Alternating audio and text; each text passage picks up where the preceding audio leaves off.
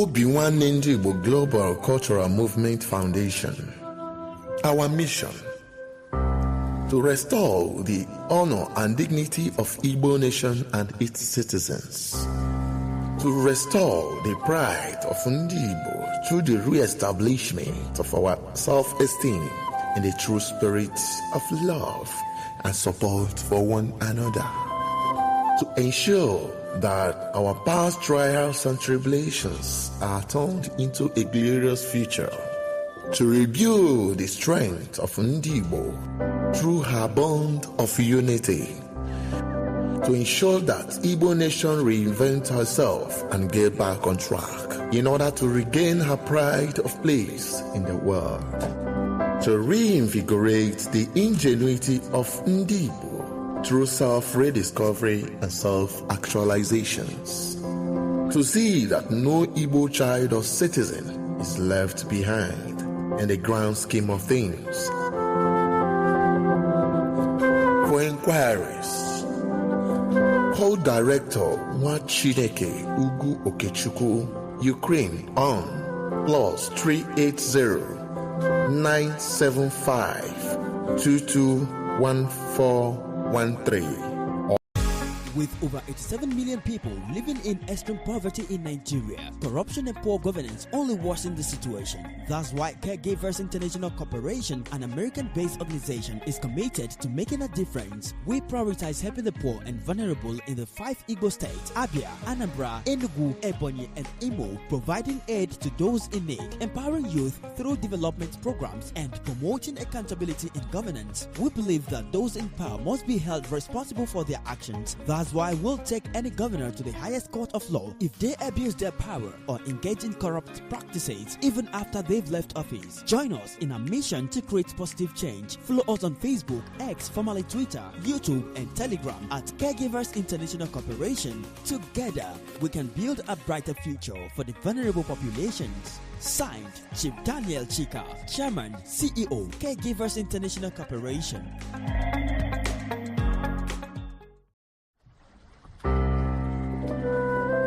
Obi-Wan Global Radio, promoting the culture and traditions of Igbo Nation. Obi-Wan Global Radio, the unity of culture of Igbo Nation.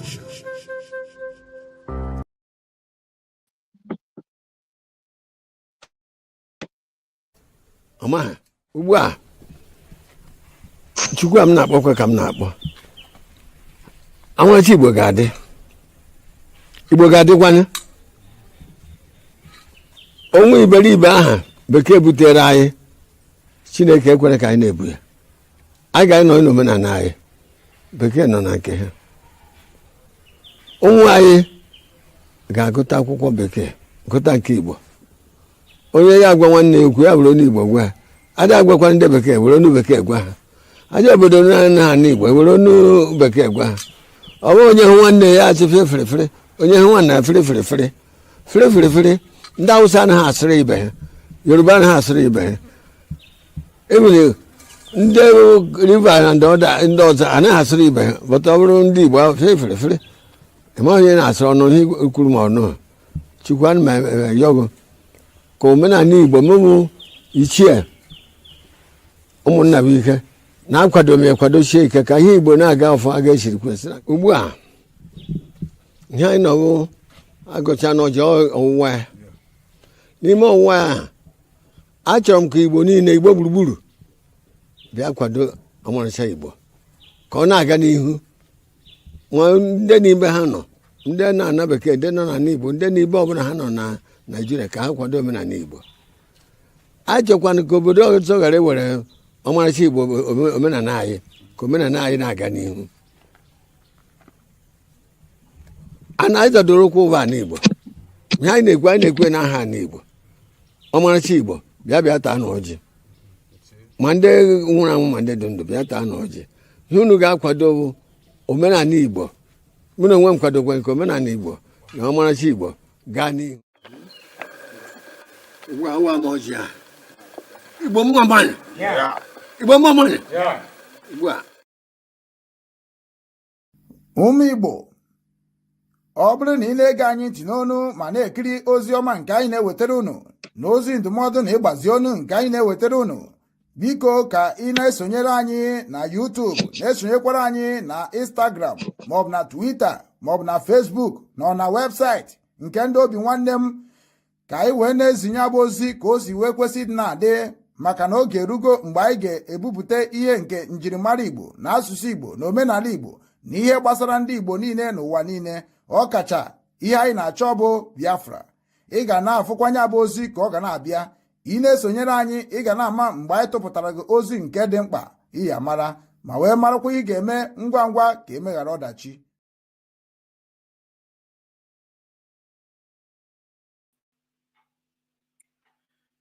Igbo bụ Igbo ndị ọma na-ege m ntị, ekenekwa m onye ukwu, kenekwa onye nta wee na-asị nke onye chiri ya zere. Ya mara anyị niile mma n'ụbọchị tata bụ ụbọchị Afana, ma bụrụkwa ụbọchị anyị ga-enye Chukwu okike abịa ma ekene n'ife ife ọma ha na-emere anyị na ndụ. Anyị nwa bụ ụmụ Chukwu, anyị nwa bụ ndị ji eziokwu na ezi omume na ịhụnanya na ịdị n'otu wee na-aga. Ndewo, dịka isi wee na-ekiri anyị n'ụbọchị tata na obi nwanne Igbo TV, obi nwanne news.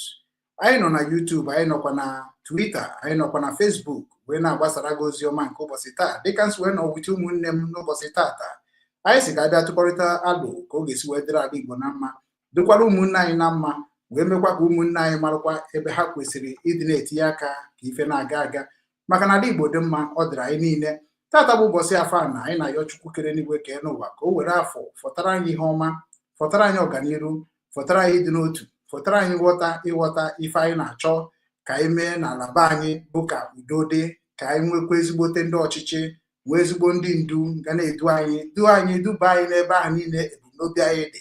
Dịka anyị nwa bụ ndị nọ na mba ofesi, nya bụ ebe a na-akpọ Western World, a lot of things dị mma n'obodo ahụ. Ọ maka na ọ dị mma ka ọtụtụ ndị be anyị ji anụta aka n'obodo ahụ. Ụfọdụ na-anọcha 20 years, 30 years, 40 years, 50 years anaghị ana. O nwere ihe gbata ha ji anọdị.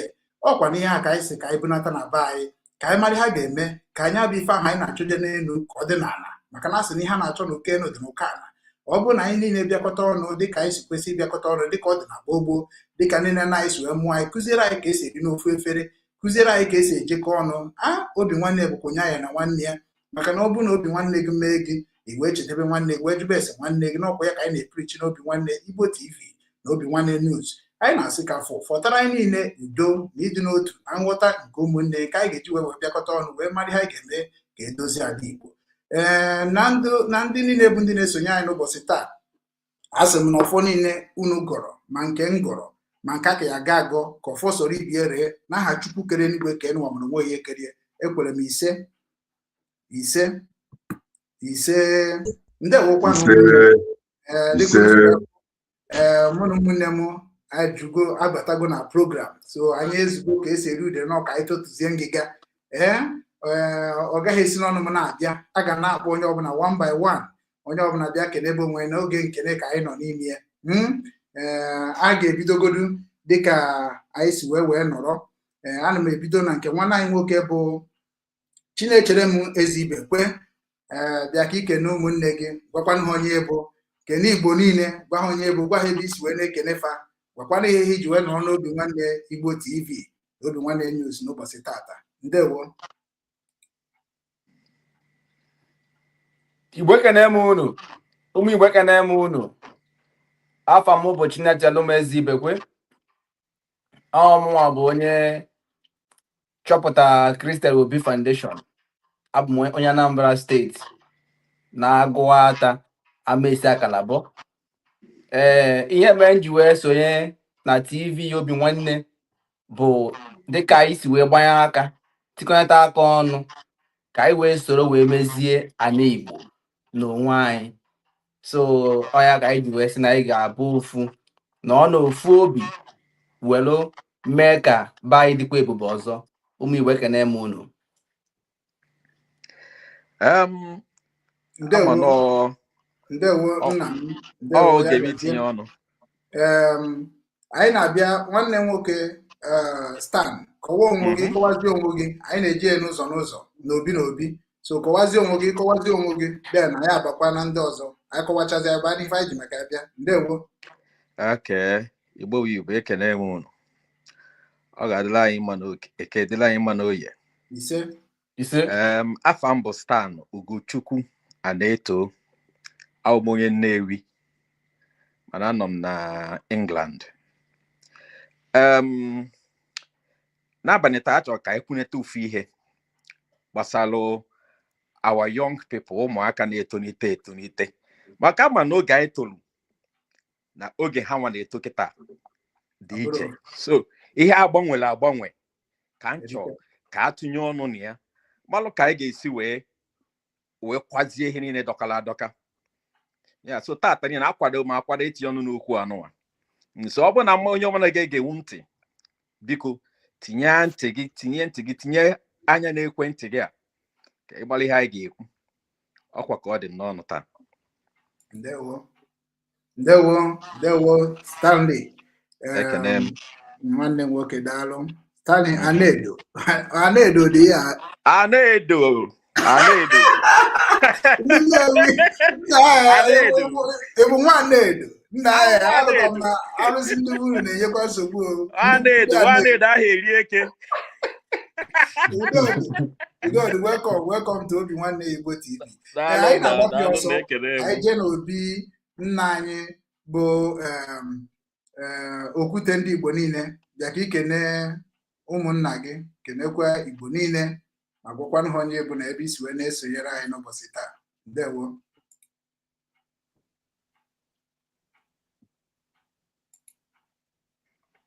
Omutu yourself, bidokwa n'isi.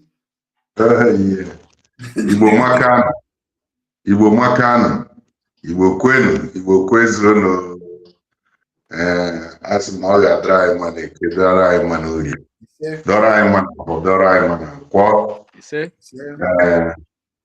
Ebe m bụ Ikechukwu Okeke, eji okwute gị na-abụnọ nke Igbo ọgbụgba ndụ wee mara m.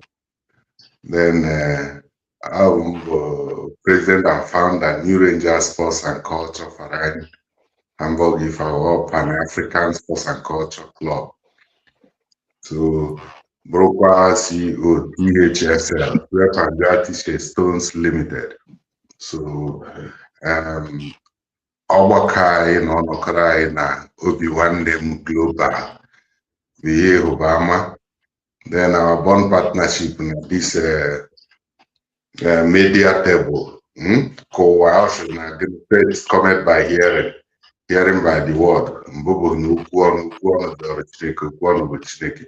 So ka anyị mee ka ụwa na-anụrụ ndị anyị, maka ọ sịrị son of man, I may be watchman over my people. So emere ngo onye ncheta ndụ m, ọ bụ ebe anyị na-ejikọ ọnụ ka anyị wụrụ na ọkpa chọta ihe daa n'mmiri were anyị wee n'aka. Assurance na-eyi unu bụ na ọ bụghị ọgụ eji egbe na mma, kama na unu Chineke na-asị anyị atụ n'egwu na anọ m n'etiti unu. Ndewo. Okwute ndị Igbo, Okwute 12 deje. Anyị na-abakwa n'obi nna anyị bụ Emeka Okorie, nnukwu nna anyị. Anyị na-ekene o si na Abuja wee na-anọnyere anyị. Emeka Okorie, bịa ka ịkọwa onwe gị ma mekwa ka ụmụ Igbo mara onye nọ n'obi Obi Nwanne n'ụbọchị taa. Ndewo.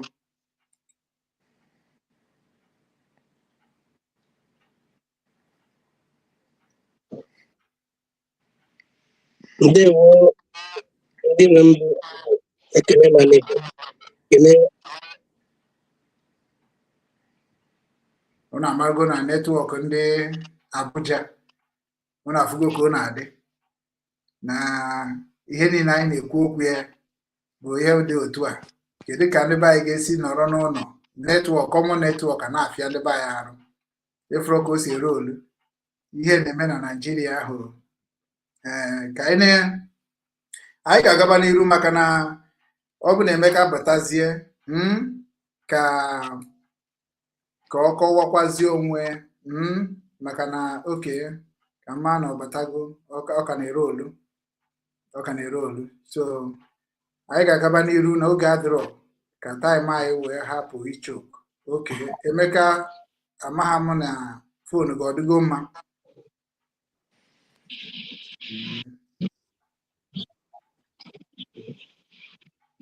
netwọk ga-adịgo ma Emeka. Ọ dabanyego ya. So Gaba n'iru ngwa ngwa. emekele onye ọbụla ebumnuche anyị bụ ụmụ Igbo agbara ebe anyị bụ na mba niile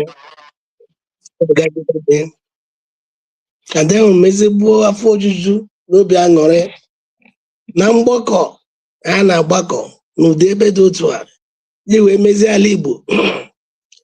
Ọ bụ ebumnuche gara aga kwụrụkwa n'ọtọ dịka ebumnuche Chineke si wee dị n'ebe anyị nọ. Ya mere ana m asị ekene m unu ụmụ Igbo, ekene m unu. Afa mba Emeka Chukwuemeka Okorie onye Imo steeti. Ndewonu.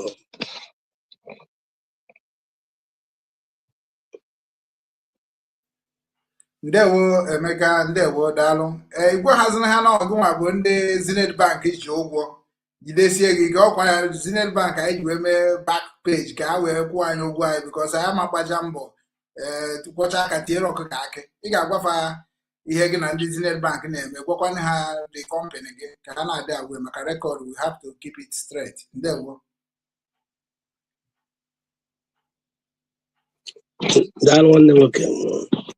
I'm the managing director and the chief executive officer of Owis and Obigs Nigeria Limited.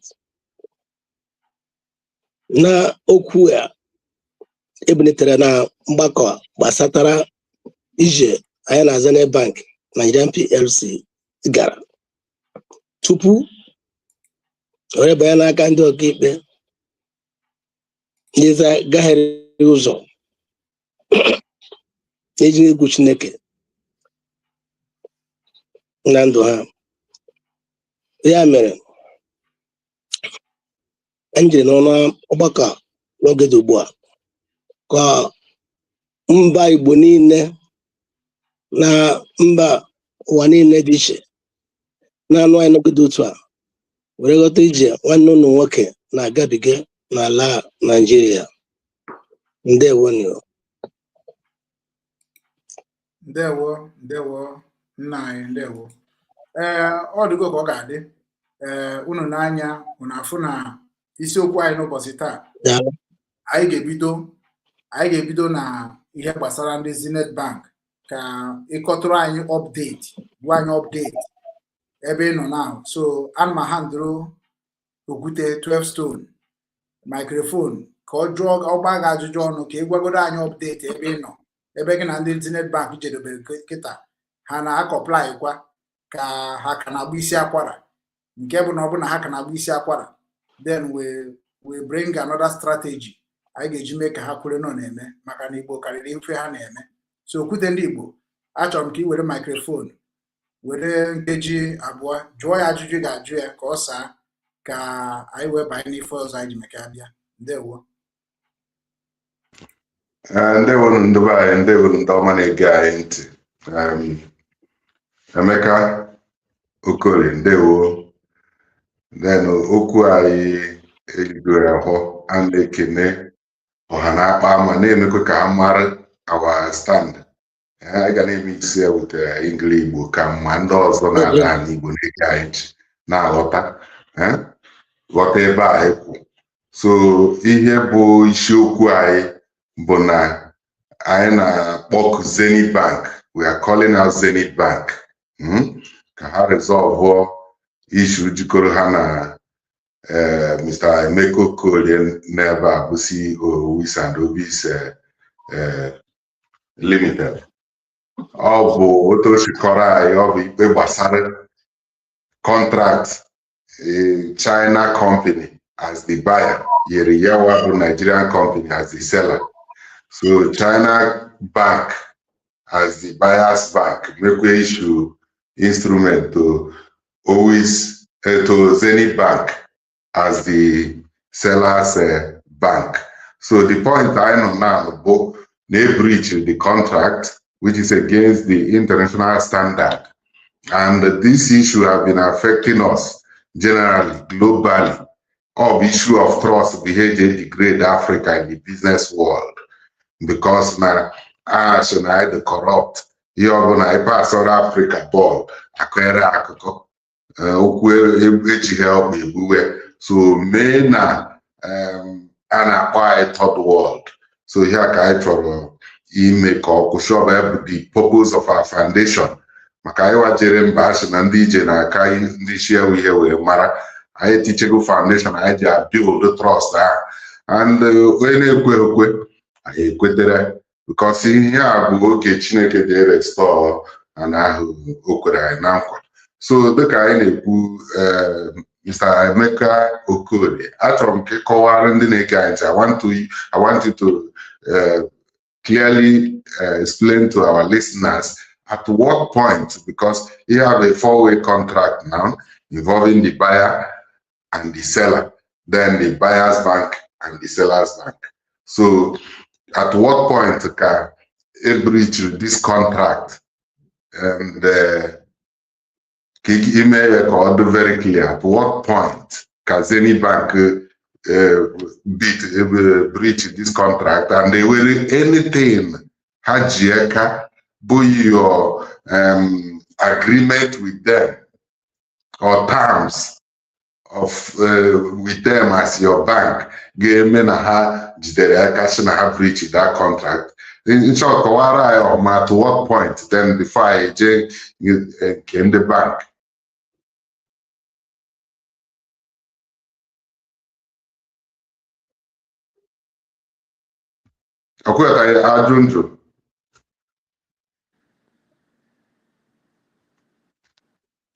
Hello? All the network in the book was no problem. Okay, but I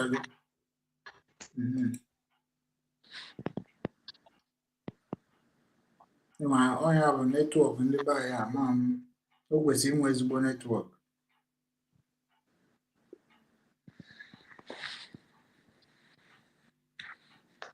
So network here in so good thing we get the government na the way what I go here cover again.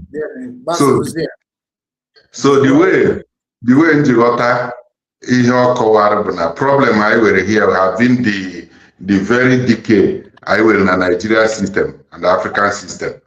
Na name less ma e will eka shift from the developed world. Okay. So Meko Korea,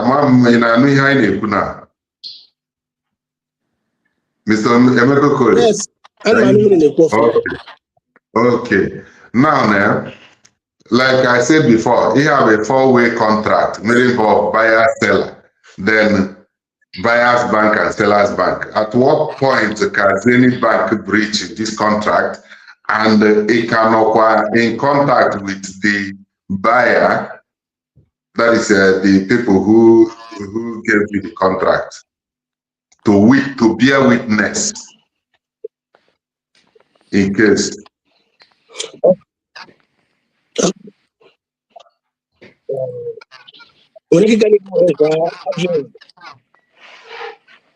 Yeah? Okay. Let me come to the point. Yes. As rightly said, so all the parties from the buyer to the buyer's bank have fulfilled their contractual obligation, including Owis and Obigs, the seller, awaiting ZENITH Bank to fulfill its own. So the contract collapsed in the hand of ZENITH Bank by malicious breach without any reason.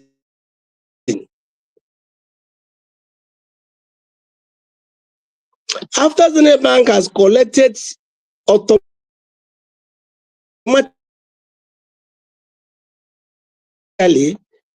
payment for the LC confirmation, which irrevocably binds Zenith Bank as a confirming bank to perform its contractual obligation, Zenith Bank without any reason whatsoever. Out of there's no reason. The record compiled by the court is in 2 volumes, volume 1 and volume 2. Till date, Zenith Bank has not told the court, this is why I breached this contract. This was the reason. So this is what made the panel of judges in a dent in the image of Nigeria.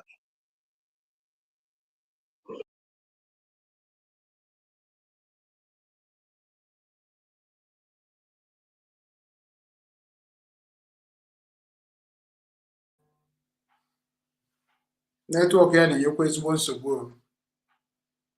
Network ya na-enye nsogbu. So you see, in this in issues like this, you don't expect the opponents to be quiet, and it's very unfortunate that Africans are so, I don't know how to describe it, but you cannot rule out some sabotage when they understand that we are really doing this to create awareness that we correct the anomalies. So I wonder why the network of Mr. Emeko Cole is still so fluctuating, and it's only whenever it is his time to talk. You understand? Because I believe all of you can hear me very clearly now. we are hearing you. Okay. So from the point he's making, I understood this problem very clearly. Then I just wanted to get gradually to know the point. Okay. Okay, are you back now? Okay. So let me continue. Yes. So as I was saying earlier, the Industrial and Commercial Bank of China received its fees for LC confirmation contract and performed accordingly to required. When it gets to the registration of Zenith Bank automatically received the LC confirmation fees, but without reason, refuse or fail to confirm, which is a fundamental breach of the contract. Now, if we stop there, Zenith Bank went into the foreign accounts of Owis and Obigs. The money that secured the transaction, Zenith Bank disconnected the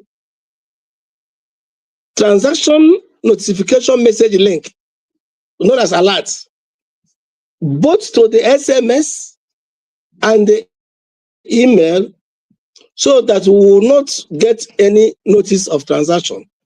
So they did this in the dark, entered into the account and moved money from that account, automatically activating the default liabilities of that contract without reason. Now, Zenith Bank has not come to tell the court, this is the reason I did what I did.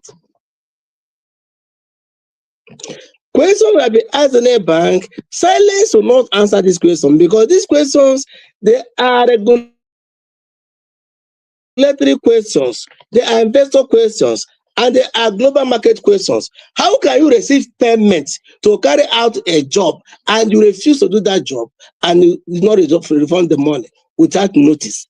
Zenith Bank has not answered this question up to today. Now, this contract is a contract that is documented, bound by agreements that tie the 4 parties together. According to the agreement, which Zenith Bank breached, Zenith Bank is bound to offset the specific default liabilities it activated itself. So the issue now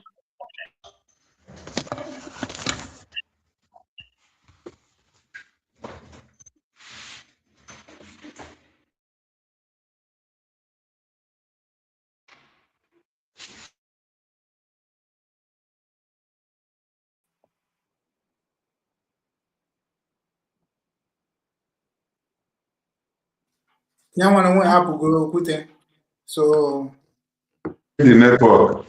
Network, Okay. I heard him very, very well. Then, according to the point he made, Zenith Bank, it was an intentional act because they blocked the alerting system that normally comes to Owis and Obigs for any transaction. And also, he mentioned they waded into their domiciliary account without permit to settle the commitment of reaching that contract. That was exactly the point I wanted to ask me a very strong question. Did the Zenith Bank now use the fund belonging to Owis and Obigs to refund the 2% performance bond commitment to that contract? That is the important question we wanted to hear from him. Then before we advance to the level of the first court and second court, at what point the courts started forging documents to cover up this very shady deal. It is really, really very, very disgraceful the way things are going in Africa, especially the Nigeria. Nigeria is like a scale used to measure Africa. And anything happening in Nigeria is like used to qualify the whole of Africa. That is why now the very big battle there is the commitment, like we are talking of even the youth problem, is the leadership and the religion, the corrupt, very corrupt leadership that never does the right thing. The decay has gone down to every level of the society. Tell me, how can a society function in this situation? The decay have gone to the judiciary very badly. That we can, if it is an allegation, you understand me? I don't think this young man here, Mr. Ezeibekwe, will be here on air, talking about Supreme Court of Nigeria forging documents to counter own High Court judgment, dubiously. And the way he explained and the way I understood it in the last broadcast is that this judgment is not existing in the Supreme Court file. But how then are they managing, you understand me, to keep the management of Zenith Bank out of accountability?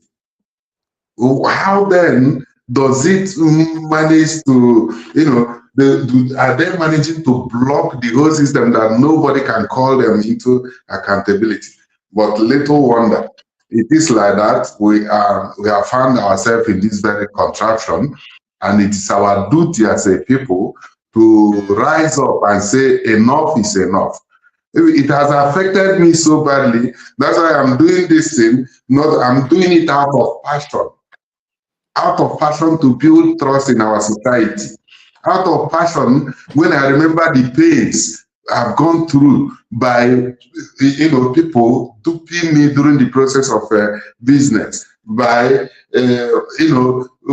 sovereign, doing everything to connect the international business world and get the attention of investors, of off-takers in different levels, both in oil and gas and all the minerals that is flourishing in our promised land.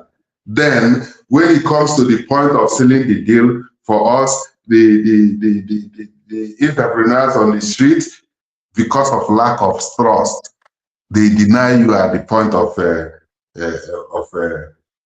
excel. So it is because of this lack of trust. So thank you. I think Mecca is back, Mr. Ezeibekwe. Yes. I'm back. Okay. I Sorry don't for know. the I truly don't know. Is it a sabotage or is it really because of network that we cannot have a steady program to tell the world what we are truly here about? But we must move on. We are unstoppable. Our purpose here is to restore trust in our promised land. Our purpose here, whenever anybody is coming here, is not, I want to remind all of us, it's not business as usual. This place in our foundation, as connected, as bonded, is like when at the appointed time the servant of God came and called the people of God to bring 12 stones and rebuild the devastated altar, called upon God to answer by fire. So our God is answering by fire. Our God is fighting against anybody that is corrupt in our society or corrupting this movement to the promised land. So that trust is what we want to keep building. The point the network cut off us, Mr. Neko Koye, was when you told us about Zenith Bank wading into your domiciliary account to settle the commitment of the contract. Was that what you said? Yes, enter the monetary accounts, disconnected me from the message link, and they removed money from the account without notice. It's like stealing. In simple to settle language, was it to settle the 2%? Was it to settle the 2% performance bond? Yes. Yes. Mm-hmm. And the agreement did not say so, because we don't breach any contract. The agreement signed by the parties has the bank liable to take responsibility and offset. The admissions by the witness of Zenith Bank, as recorded by the court, held the bank liable. They pleaded in the record of Supreme Court, holds the bank liable. The submission of the bank through its legal counsel held the bank liable. On moral basis, Zenith Bank is held liable. On legal basis, Zenith Bank is held liable. The findings of the panel of the court held Zenith Bank liable. Now, the question here, why has Zenith Bank become adamant to pay? It's simple and straightforward. Zenith Bank relied on corruption. That's where he built his faith. He built his faith on corrupting them to evade the liability it has brought upon itself. Goods worth of almost $11 million bought, collapsed. As at the time this breach court, we have certified about $6.9 million already certified for shipment. So the entire transaction collapsed without reason. We came to court, asked the neighbor to tell the court the reason he breached this contract first. We don't know. Up to date, Zenith Bank has not told the court or told Nigerians or even why he committed that atrocity. No reason to date. Now, the liability, Zenith Bank keep posting us today, tomorrow, unreliable assurances and the promises to offset those liabilities to no avail. So we have no choice to approach the courts because of what they are seeking for, due to the corruption in the system. We find ourselves where we are as they colluded with some corrupt judges to defraud us of our hard-earned investment. Okay, if I may ask again, at what point did you realize, were you informed by your business partners, the Chinese company or the Chinese bank, that this contract has failed since Zenith Bank blocked your alerting system? Okay. Then the contract is a time-bound contract. Everything was stated in black and white. So when the contract become operative, and Zenith Bank refused to confirm and were lying to us, we'll see the time is running. It's open. It's an open contract. So at the time was running, as days we are counting, the time was running to the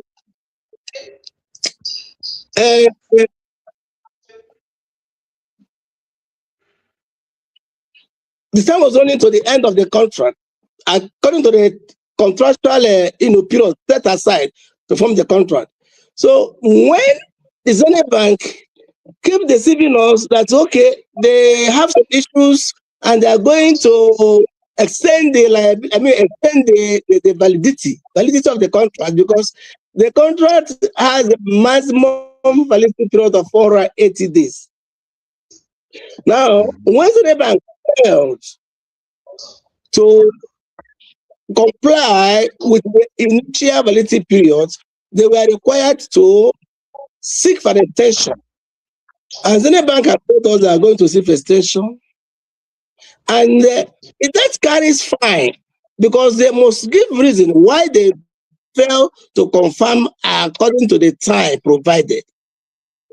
Not knowing that Zenith Bank has ulterior motive to breach the contract due to malicious business. So while we are waiting and the time expired without export, the contract automatically breached. So we are waiting. Okay.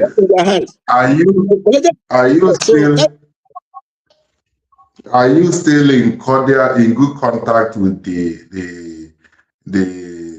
with your partner, your business partners, that is the buyers, and are they ready in case of eventuality to testify and own up to the issuance of all the documentations involved in this contract? No, Zenith Bank destroyed that contractual relationship. In fact, we are restricted from further trading opportunities because it is a breach of explanation.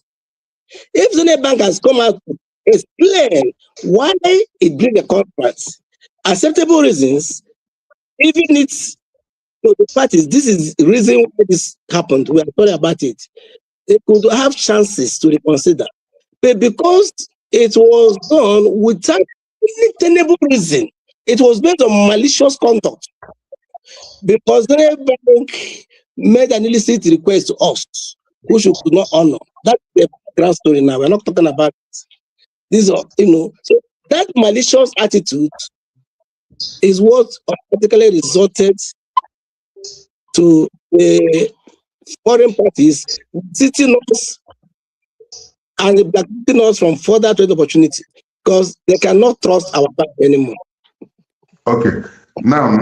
Now the point remains, even if they're blacklisted, I know it's normal, and that is the same system is what caused the blacklisting or the restrictions. There are levels of restrictions of African businesses in international business.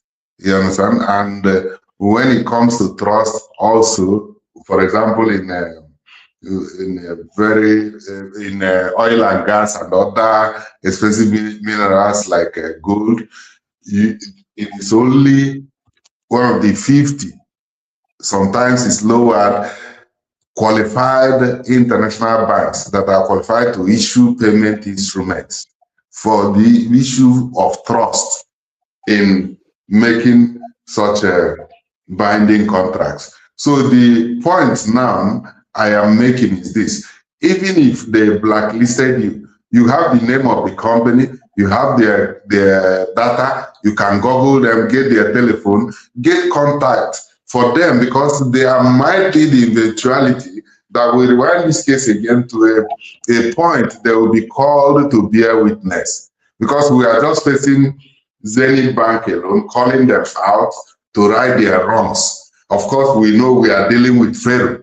What we are here to prove is that there is another power higher than that of those Pharaohs. That is what we are here to prove. So it's not like power. Now tell us, are you able, or will you be able to have a level of contact with this Chinese company to testify in accordance with this scandal? Thank you very, very much. This matter is like God's word.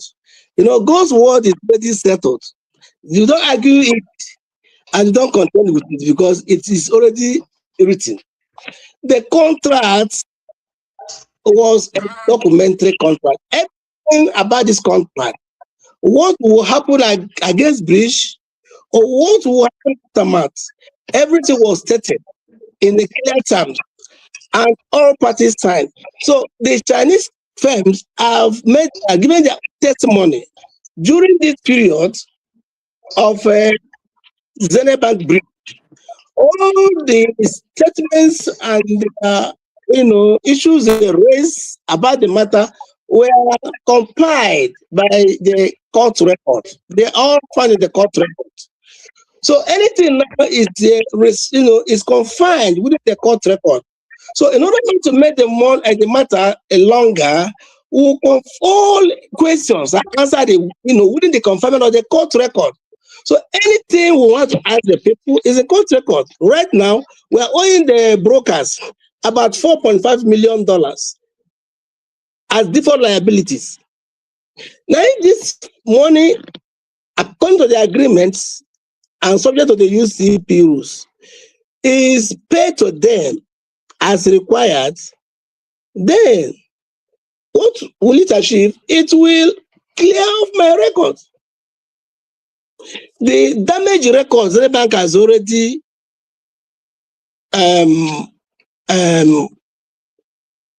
guilty of, has already damaged, I mean to say. It will restore my trading record. Relationship cannot begin. Without that default liability being settled, the situation remains status quo because agreement is an agreement. You don't change agreement after you have signed. That is the issue. So their position was very clear. And what's the position? Any defaulting party among these four parties involved that breaches contract will take liability. Specific liability, it will clearly stated in the contract. They were specific, not general. It will trigger this, and trigger that. So any party that default will automatically activate these liabilities and be liable for them. And all of us say amen by endorsement. Amen by endorsement. Now, ZENITH Bank was in the court, and the lawyer during cross-examination asked ZENITH Bank, did you read this agreement of default and liability clearly before you signed? ZENITH Bank admitted it, read it, and it understood it before it signed the contract. So what else are we talking about? It's because of the level of impunity in Nigeria and the corruption that ZENITH Bank will have the guts to allow second ear to hear about this atrocity. And this was why the panel of judges describes ZENITH Bank as a national embarrassment and as a dent in the image of Nigeria. It is a record today. ZENITH Bank has not appealed this particular declaration against them. Neither has it been done by any other higher court. It remains a today, according to the judgment by the Court of Appeal, that ZENITH Bank is a national embarrassment and is not a professional bank, according to the banking rules and regulation. That is the position of the panel of Court of Appeal on this matter. Okay. Now, apart from the Supreme Court judges, I think you know some of their name. I forgot. Maybe you can mention them. We are going to mention because you say suffer not a wish to live. Expose any criminality, expose any evil, call a spade a spade. So if we know their names, I think we can call them out here on this altar so that for awareness, create awareness of those who are corrupting justice for the people of God. So apart from the Supreme Court, who are being accused of directly forging documents to bring about this fake judgment that countered the appeal court judgment, are there any other legal entities or institutions that this case that you submitted, that you presented this case to? Yes, we have already presented distress report, press letter, this appeal to the Chief Justice of Nigeria, to the National Judicial Council, to the Nigerian Body of Benchers, and then to the National Assembly, to the Senate, and to Mr. President and Commander-in-Chief of Nigerian Armed Forces. We have gone beyond that to involve the UK Parliament, because ZENITH Bank has a branch in UK. Well, the report is there. And after UK Parliament, we've already petitioned the ECOWAS Parliament to look into it, the matter. And the United Nations is finally in the know as well. So these are the bodies, national bodies already involved in the matter, to look at the fraud and the level of criminality committed by these 4 judges, in collusion, seemingly with ZENITH Bank, Nigerian PLC. Telling them how they wrote. Have you gotten any positive response from any of these?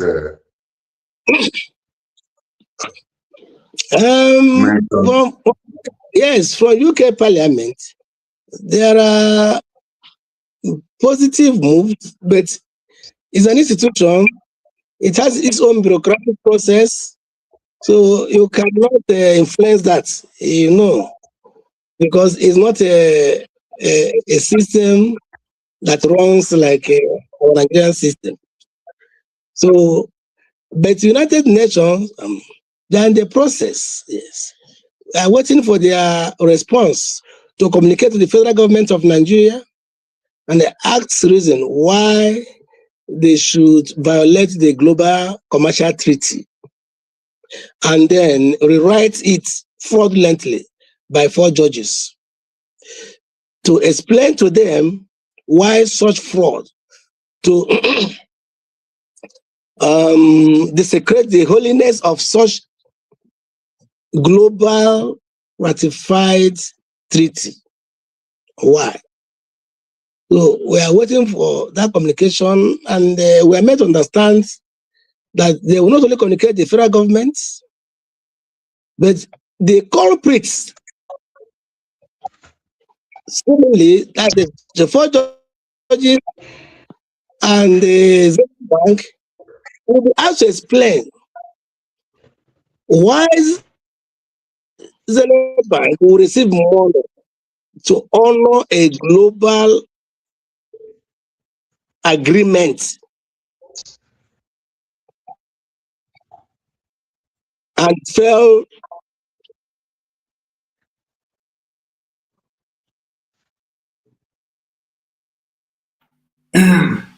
Ogude, ebe a ka anyị ga-achịkọta ihe gbasara nke a to fulfill the contractual Mr. Emeka Okorie, duty he was paid for.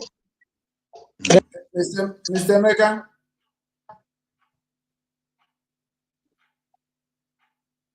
Yes. your network is disturbing and is making the program not interested. So, but at all, Yes. we are making move. At least we can host the program again, and I wish that you can look for better network, or maybe you can use a record and explain everything concerning this issue, so that we can be playing it when we come on the line, because we cannot be waiting and doing network like this. So, I just want you to summarize it so that we can now talk it another day. This is almost 1 hour we are here, so we need to make a move to another program.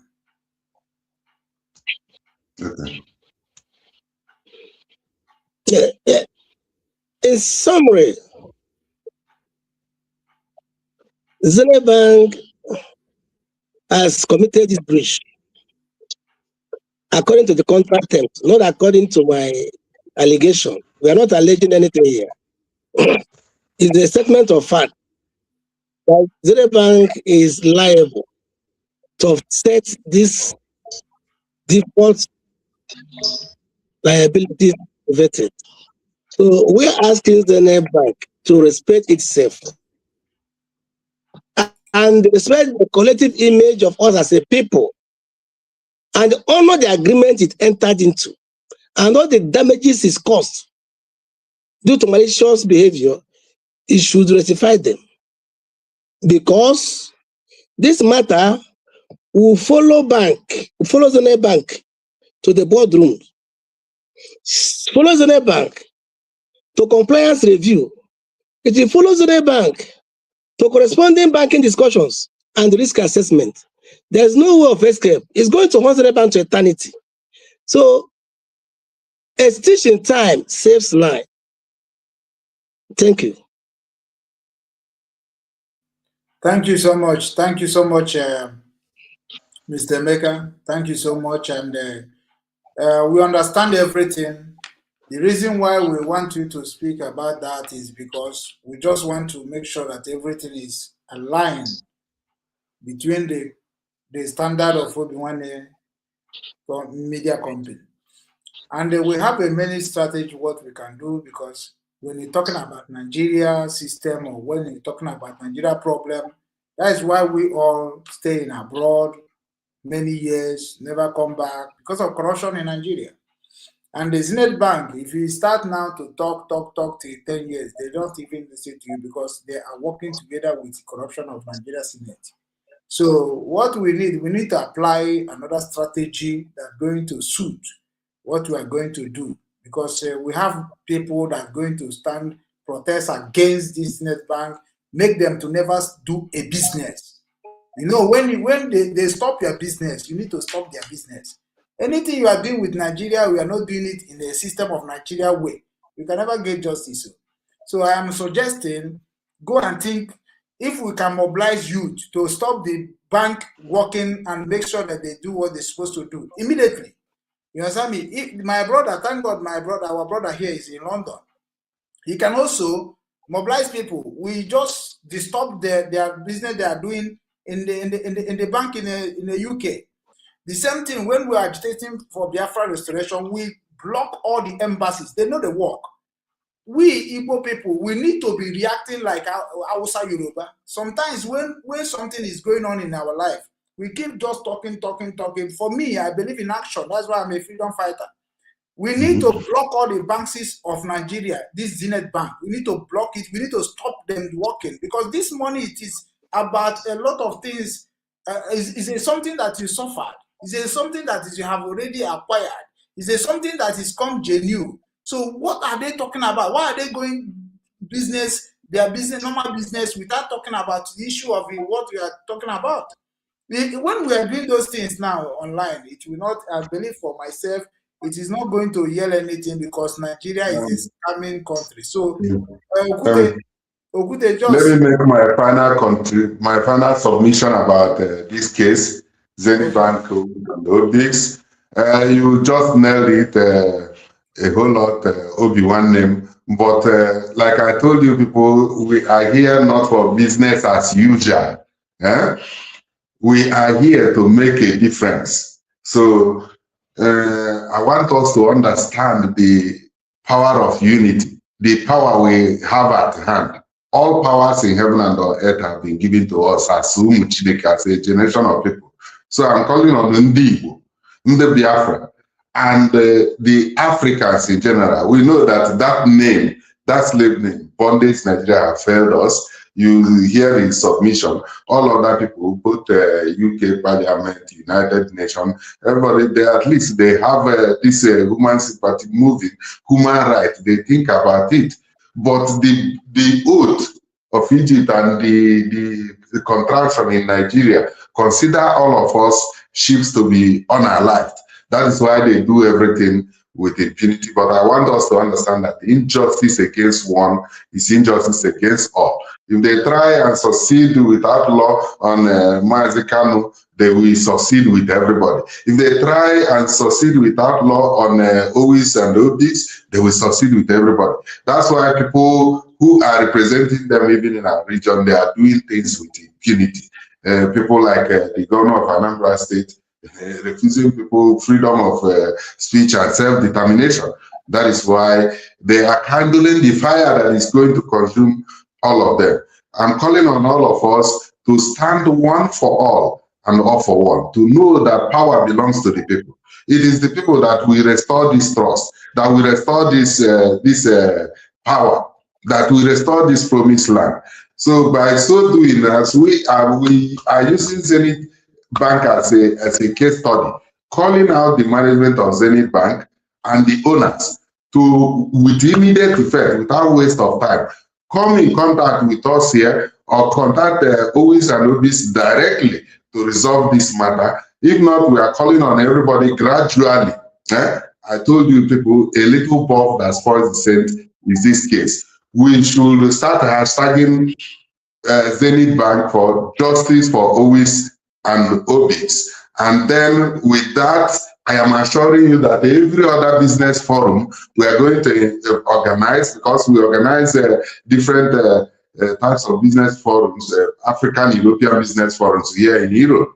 We will be hammering on that point, because that is what is denying us our opportunities in the international business world because of lack of trust. So I call on all of us to stand now. Now is the time, Africans, it's now or never. It's time for us to take it back. One for all and all for one.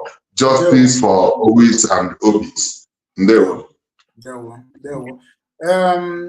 Mr. Moko Kode, among Ikayano, because we want to discuss another program. If you are free to stay, it's okay, because your network is just disturbing your mind, and I understand. So are you going to stay with us so that we can jump into another program, or maybe tomorrow we can now discuss for another program for Zenith? Okay. It depends on the network allowed. If it's fluctuating continuously, I'm exit, and then I wait for tomorrow. No problem. Just anytime you feel free, just do. At least they have heard our topic, and they have already heard our suggestions. So I believe that you must get your money. Don't worry. Don't worry. As far as you don't land, we want a foundation, we want a middle ability company, we want a freedom fighter. We'll fight for justice. We are only just if we are ready. Forget about all those things that me. I know there for romancing word. That's why I don't want anybody to come to my side. I know they make I'm not be diplomatic person, because I live in Nigeria. I do everything in Nigeria before I come in abroad.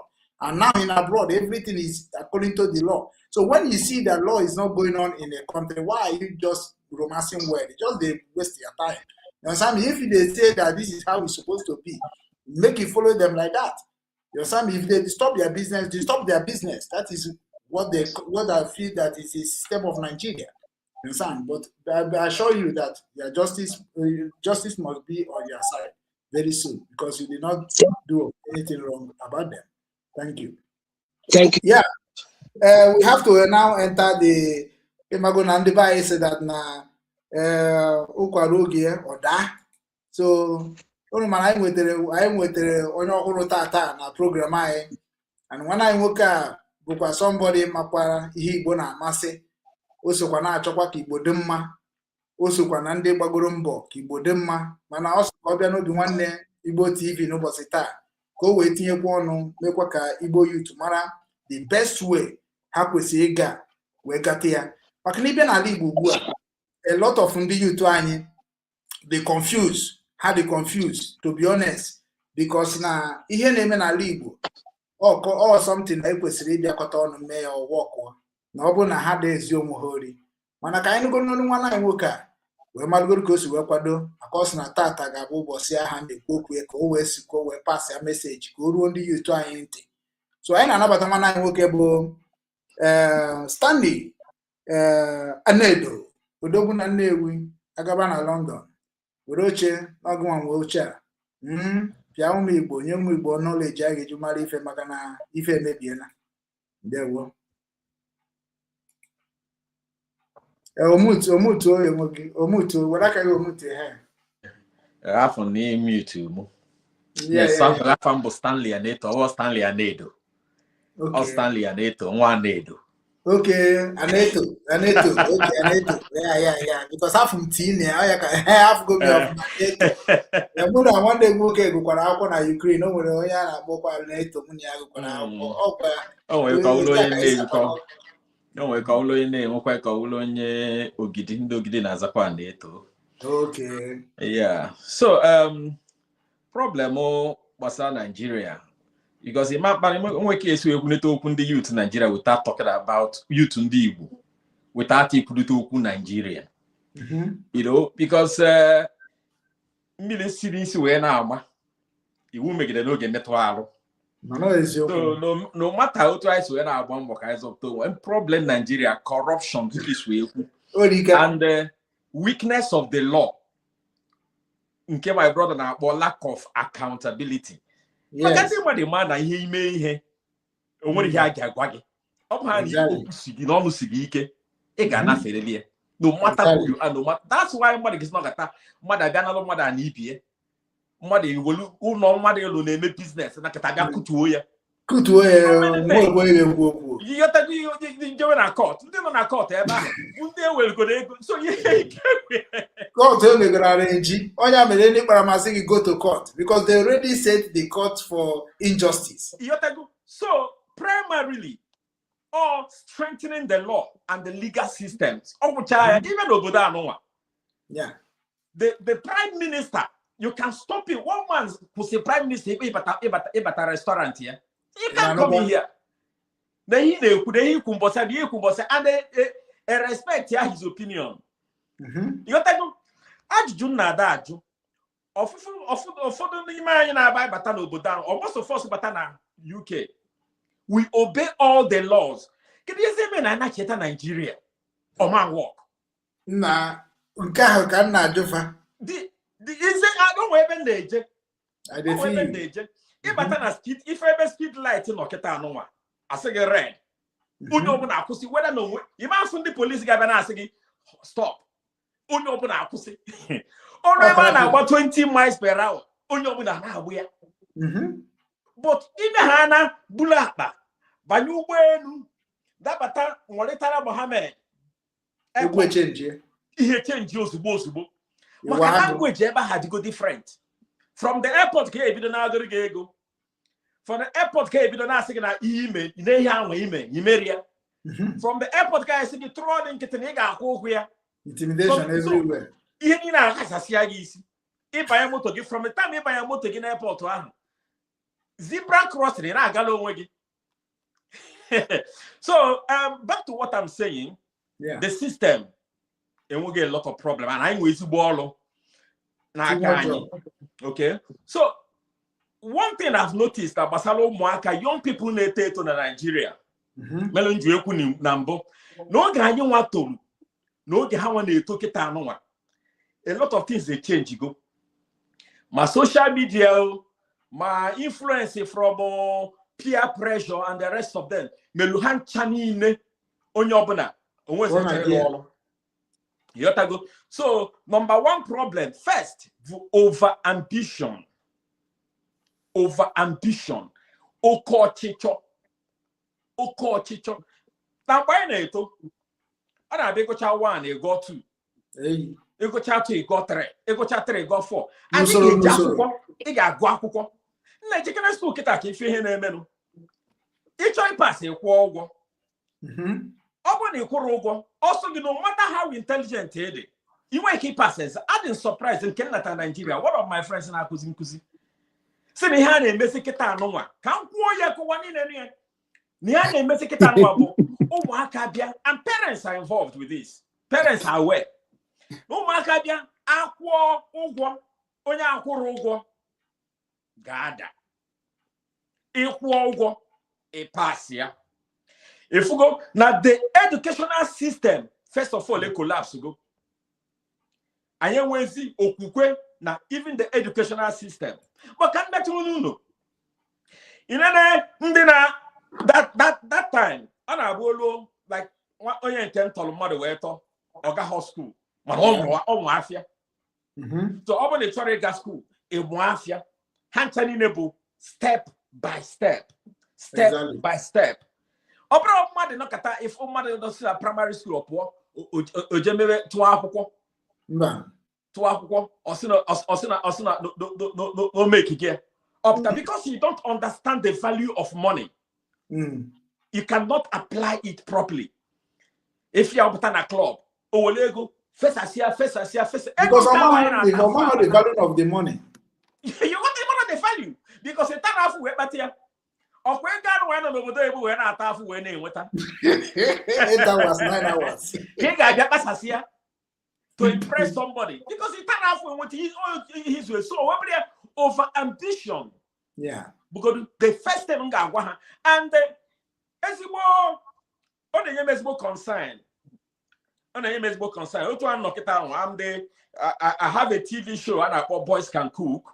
I'm the managing director of Garden View Holiday Cottage, a hotel in Ebonyi State, Abakaliki, and many other accomplishments. Now, these things which are in this my 53 years of age, that came as a result of luck or hard work and focus. You got to go. Don't want to stage in Kanwa. You face here, dedicate your man that my shortcut.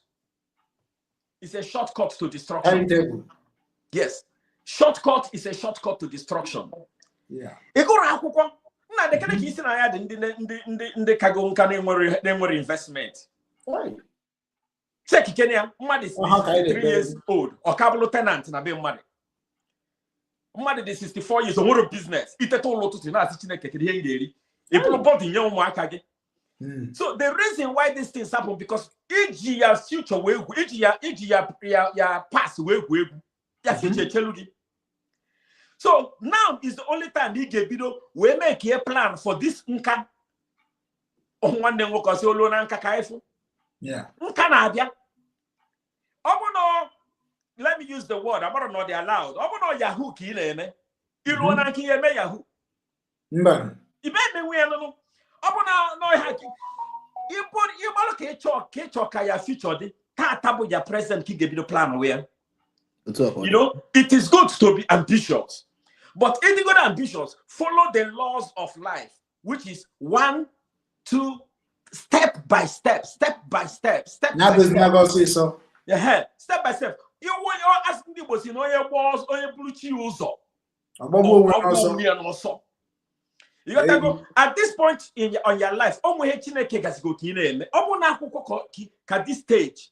One working at the other. Now, any stage in your life, Chineke anointing to succeed in that stage. If I have an exam, I mean, I can exam on the primary 2. I exam on the primary 1. So, the stage of the problem, some in at that stage, but problem the unique to that tier stage in life. And it's 9 years above. At that market, will exam on the university without the primary school. You have to go. So, at that stage, focus on conquering the challenges within the scope of your time. In of Magafe, you move to another level. Okay, but Lagos awful. The Ghana was go camp but Lagos. I don't know to labor. No mass land. Moto. You think you must go moto. Also, make one more. You have to go. So, yeah, I'm on my own stage. Conquer that level. But another level in life. Now, so when Kempo Singa no to know. Oh, look at that level get you a luno. I don't know. Low level again is Nanga no Kwanye. All so here now they can be young people, Malo. William Wayo. Actually, one ike. That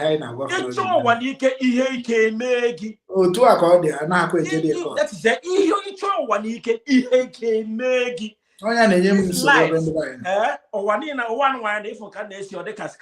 they governed by laws.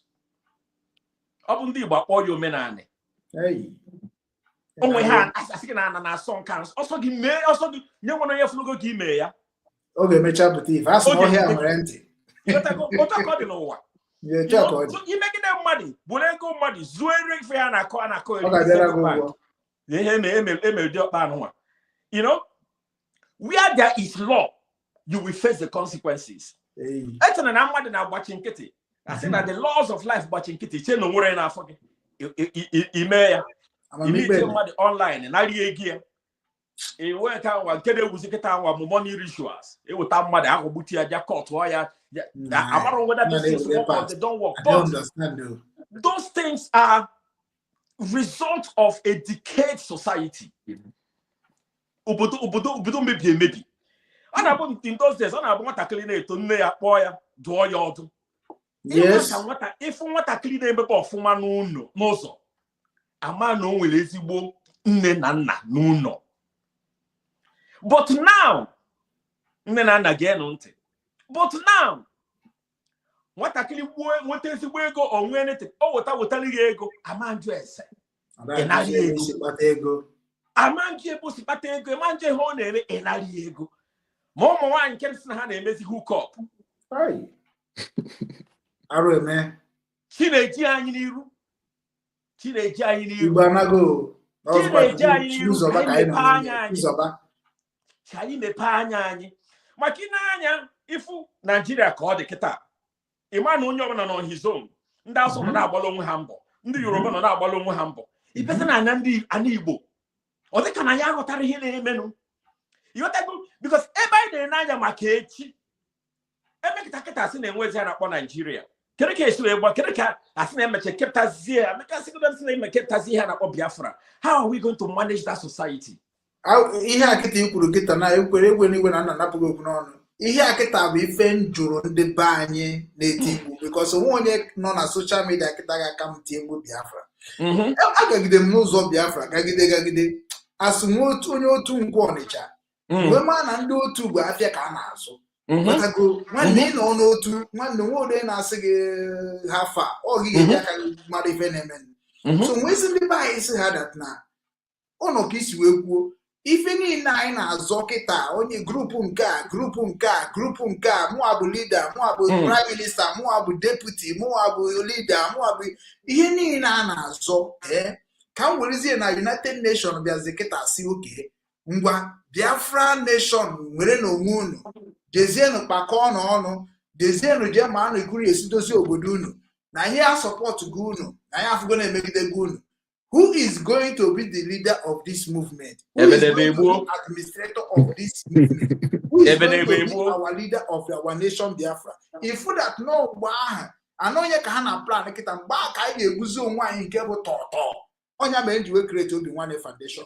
Can we chere mgbe ahụ ga-eme osi ike anya na report because now this time I nọ n'ime ndị be anyị agwọtabeghị game a na-akụrụ anyị ndị enyi anyị na-akụ game agha si ezunu na ọnọdụ ka Chinechere m na nwere ezigbo ego let me say no siri ọ na-esi nri ọfụma maka esi esi nri then mụ amaghị esi nri then ruzie mgbe anyị ga-eme ụmụ nwaanyị anyị invite then nyanwa sie mụ amana nke mụ anaghị adịkwa mma o mana nke na-adị mma na ama m na onye nke m rie nke na ọ ga-asịkwa na Chinechere m ọ dịkwa ka ọsaịdị ka m ga-abịaba na amakọ m onye nke m si nkechi ife m ga-eme ka ọ dị ka anyị na-aba ga-esi ofu ihe abụ ife ka o kwesịrị ịdị ma amara ife m ga-eme eje m chọba nnu ghara ihe n'akụkụ ka ọ bụrụ ya ahụ nnu ghara ya bụrụ dat na mụnwa na o mejidego nke nwanne m ahụ wee mee nkịtọ ka o wee bụrụkwa dat na anyị bụ ofu anụ onye abịa na-eme na baanyị kịta na-abụ onye kpata ego ọ chọọ ka o were ego ahụ ọ kpatara wee mee ka ụmụnne ndị ọzọ niile na-efezie ka Chukwu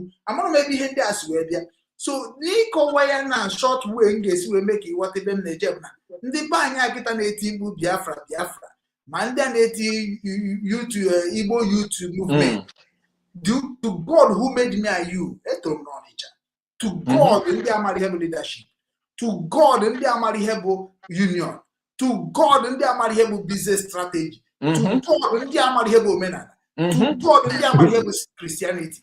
These people are lost, and when we trying to package them, put them in right channel, They always go and pick the people like them. This in the hand they aduba. When they have the real truth of what they can do to become what they're supposed to be, like a successful man like you. If you come to Germany, and we have integration. Integration with everybody, but I must 100 years, 80 years. You must go the process of integration. What is the meaning of integration? Ibian abenam on offer. Papa mega poro saying uku Roma, and on 10 years. Uku Giria, and on 20 years. Grecia, Arako born Namokoria, Gova, I try warrior. He have integration. I call one Kezunu Niade. Gwagi big took nebi man took. Gwagi higa name, higa name, Gwagi big and book, my big and book. Here cannot be integration. Amana, Komara Canade. Manandi buy kita now. We're going to move Kendi name by integration. Ndini never came integration through iPod. Now, hatching Arab getting a maybe politics. Politics money maheme. Business in maheme. Where are we going to stand? So one day he will be a minimum because now I'm my one buy. Okay, you to put that off for kita. Beyond the kind no sense of the Western world. Exactly. I am a founder of this. I am a founder of this. I am CEO of this. Okay. Unnecessary competition. Somebody is here go funding. He fund there. In 2 years, what are you going to be? What is funding of this foundation? What are you going to be in 2 years? If no man kumwe, kendi gina na roro omanko wamu. Kedebe no omanko wamu. So if for that na ayi manos no bodo yibo buzinde Maria anasa ibata ayi batazie hebu anyi. This is you want to go so which is 9 the Kaitinon never and one name Dalo na the one you cannot be na go no. Yeah. So iso usolo. The systems of life, you must obey the systems of life step by step. They go to Sueneku and the Hineku before about orientation. People need to understand the foundation. Nobody matter here foundation. Nobody matter to hear foundation. You cannot build successfully on it. Never. And all tomorrow, actually, one way they, one way they come, one way they come, oh, one way they, now way down. Can you but mean a mepe? Exactly. I know I was I watch also. Or at the end of it, so all this advice in there, all this hidden and young people off for the future. Exactly. For the future. Or for the name shortcut. Because they don't understand that money is a sacred thing. Money is a very sacred thing. If you mistreat money, money will run away from you. Yes. Nobody respect the ego. Ego will never respect you. And no matter how much you get, it is not a guarantee you get to see again till tomorrow. So, they don't have any sense of investment because what's out tomorrow. For them, and may meet a lot of them, too many of them. And the advice I can then Nigeria why oh my kids with ego.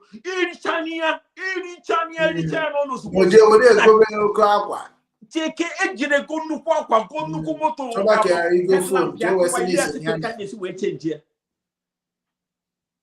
Case where the 18 years. Now what G-Wagon 2026. Gabo almost date or maybe. Gabo over candle is a car. Now one naked man naginine or ever. No property, no building, no house, no business. What do you go to before? I made a hand women. What are more do poison I will So in an aya kowade, in an aya kachinekes way ko one. Ela rola ototo. A logo toto. A low afternoon. A long weather. A low nanyase. Everybody must go through this cycle. So I want time when you're not ketano. Oh, when they're not toto. Oh, my canon or toto. When they can on afternoon. In modern afternoon, I think a word no shit. Try to say because try because all on with it. Oh, my case. Yes. So get in with time. This is the time you have to invest. This is the time you have to read. This is the time you need to expand your mind. This is the time you need to study leadership. This is the time you need to widen your horizon. This is the time. Time. Oh, now. Time is now. Then wait. Yes. So for the opportunity comes, but opportunity. Okay. For the say that for the say that now, if it's my own, it will come to me. You know, yes. those things are those things are laws, balance laws of life. Because the opportunity nadia just once. Just once. Oh, we could be another time. When can't get business, Gabuzi Wajo.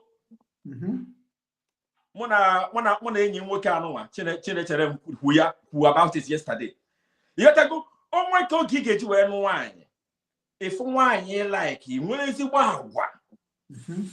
I don't put get you one the hook up. I don't get you one the hook up. You say then the teacher here, one must card, the answer for passing good morning. See, oh, yeah, so where's the wow? Immediately working with foresight, intelligent, they hard work, they gamma. Give that man 2 seconds. Exactly. Follow the person. Follow the person. I judge now them based on what they have. Because people will always have and people will always lose what they have. Yeah. So some not have manaham with. Do you understand? Oh no, judge people based on their mental capacity. Because all this your mental capacity, Bible says out of the mind. Yes. No more about when you're not on the phone and Jamie.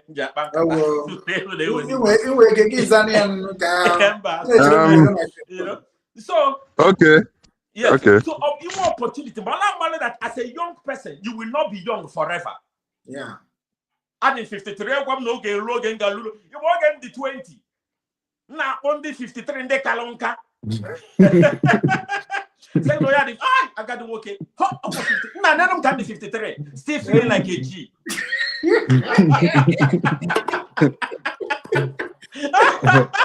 Ụmụaka akọkwanụ gị ọnụ ịkọrọ ndị okenye mana asị na ikwu na nwata gị ya enweta n'okenye ana omume ime na nwata gị ya eri ugwu ya n'okenye. Hello.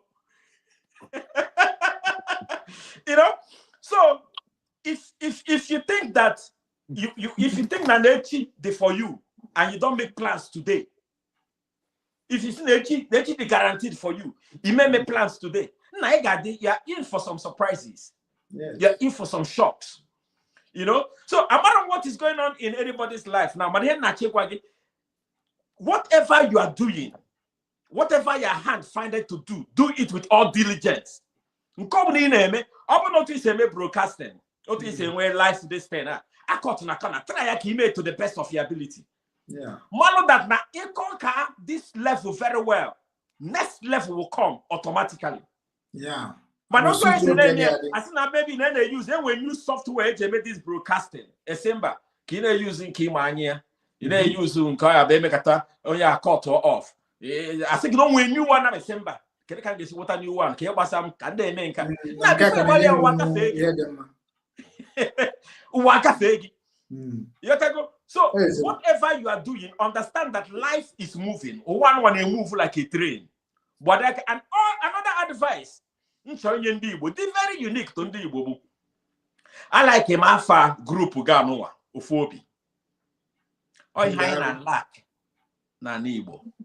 Oi high need na Igbo. Igbo afro nwe hananya. Cha. Igbo afro nwe hananya. Ina imakwa ana manya moto from Nnewi to Lagos. The first police meeting also. Onye enyi nwoke na-asụta Hausa onye Hausa ka ọ bụ ozugbo ọsụrụ ya akụsa oke ka ọ dị pepa anyị si na we save journey so ali afele anyị na ebe agafeela onwe anyị si na another one I meet ụlọ onye Igbo na side ore ife anyị gịnị nwanụ nse nwanna ka eje please can I see your papers ewo nse na kere ma kwa faka na etunu gi osim na all the kitchen and the ebe anu we na confirm what na eme ndị Igbo yotago onwe ka dey si we na be we fo onye Igbo we si abia nyelo ga aka you are interested. How do I extort you from this opportunity? How do I maximize this opportunity and make money for myself or utilize the opportunity? So I give you the good number where to say that one. One day the number. If one leg, our this popular TV show, host, Boys Can Cook. A very popular artist, celebrity, Onyibo. They may rap, Mapafia. They may rap. This guy invite na my show. Na money one leg. Na yellow marker. Na iti open at this show. Show we blow finally. I'm gonna go just come to my show. You're this guy, you know, you talk to me, touch cham. Now I job you saying, hey. Nine artist in the Yoruba had a yellow one aka. If all Labide or Labida yellow aka set on your up, on your account, then yellow haka. Nothing one ordinary to come to my show. Now you know fit, you know agree. It's not your day no bala. I thought okay, phone your or Konya come or Kokam or Kokam. That thing does not help. It does not help us. At all. It does not help us. When you come together. As you come 1 million or what call for. You know, we need to understand that. Oh, yeah, advantage in the European and there's someone against us. They can come together. Anytime.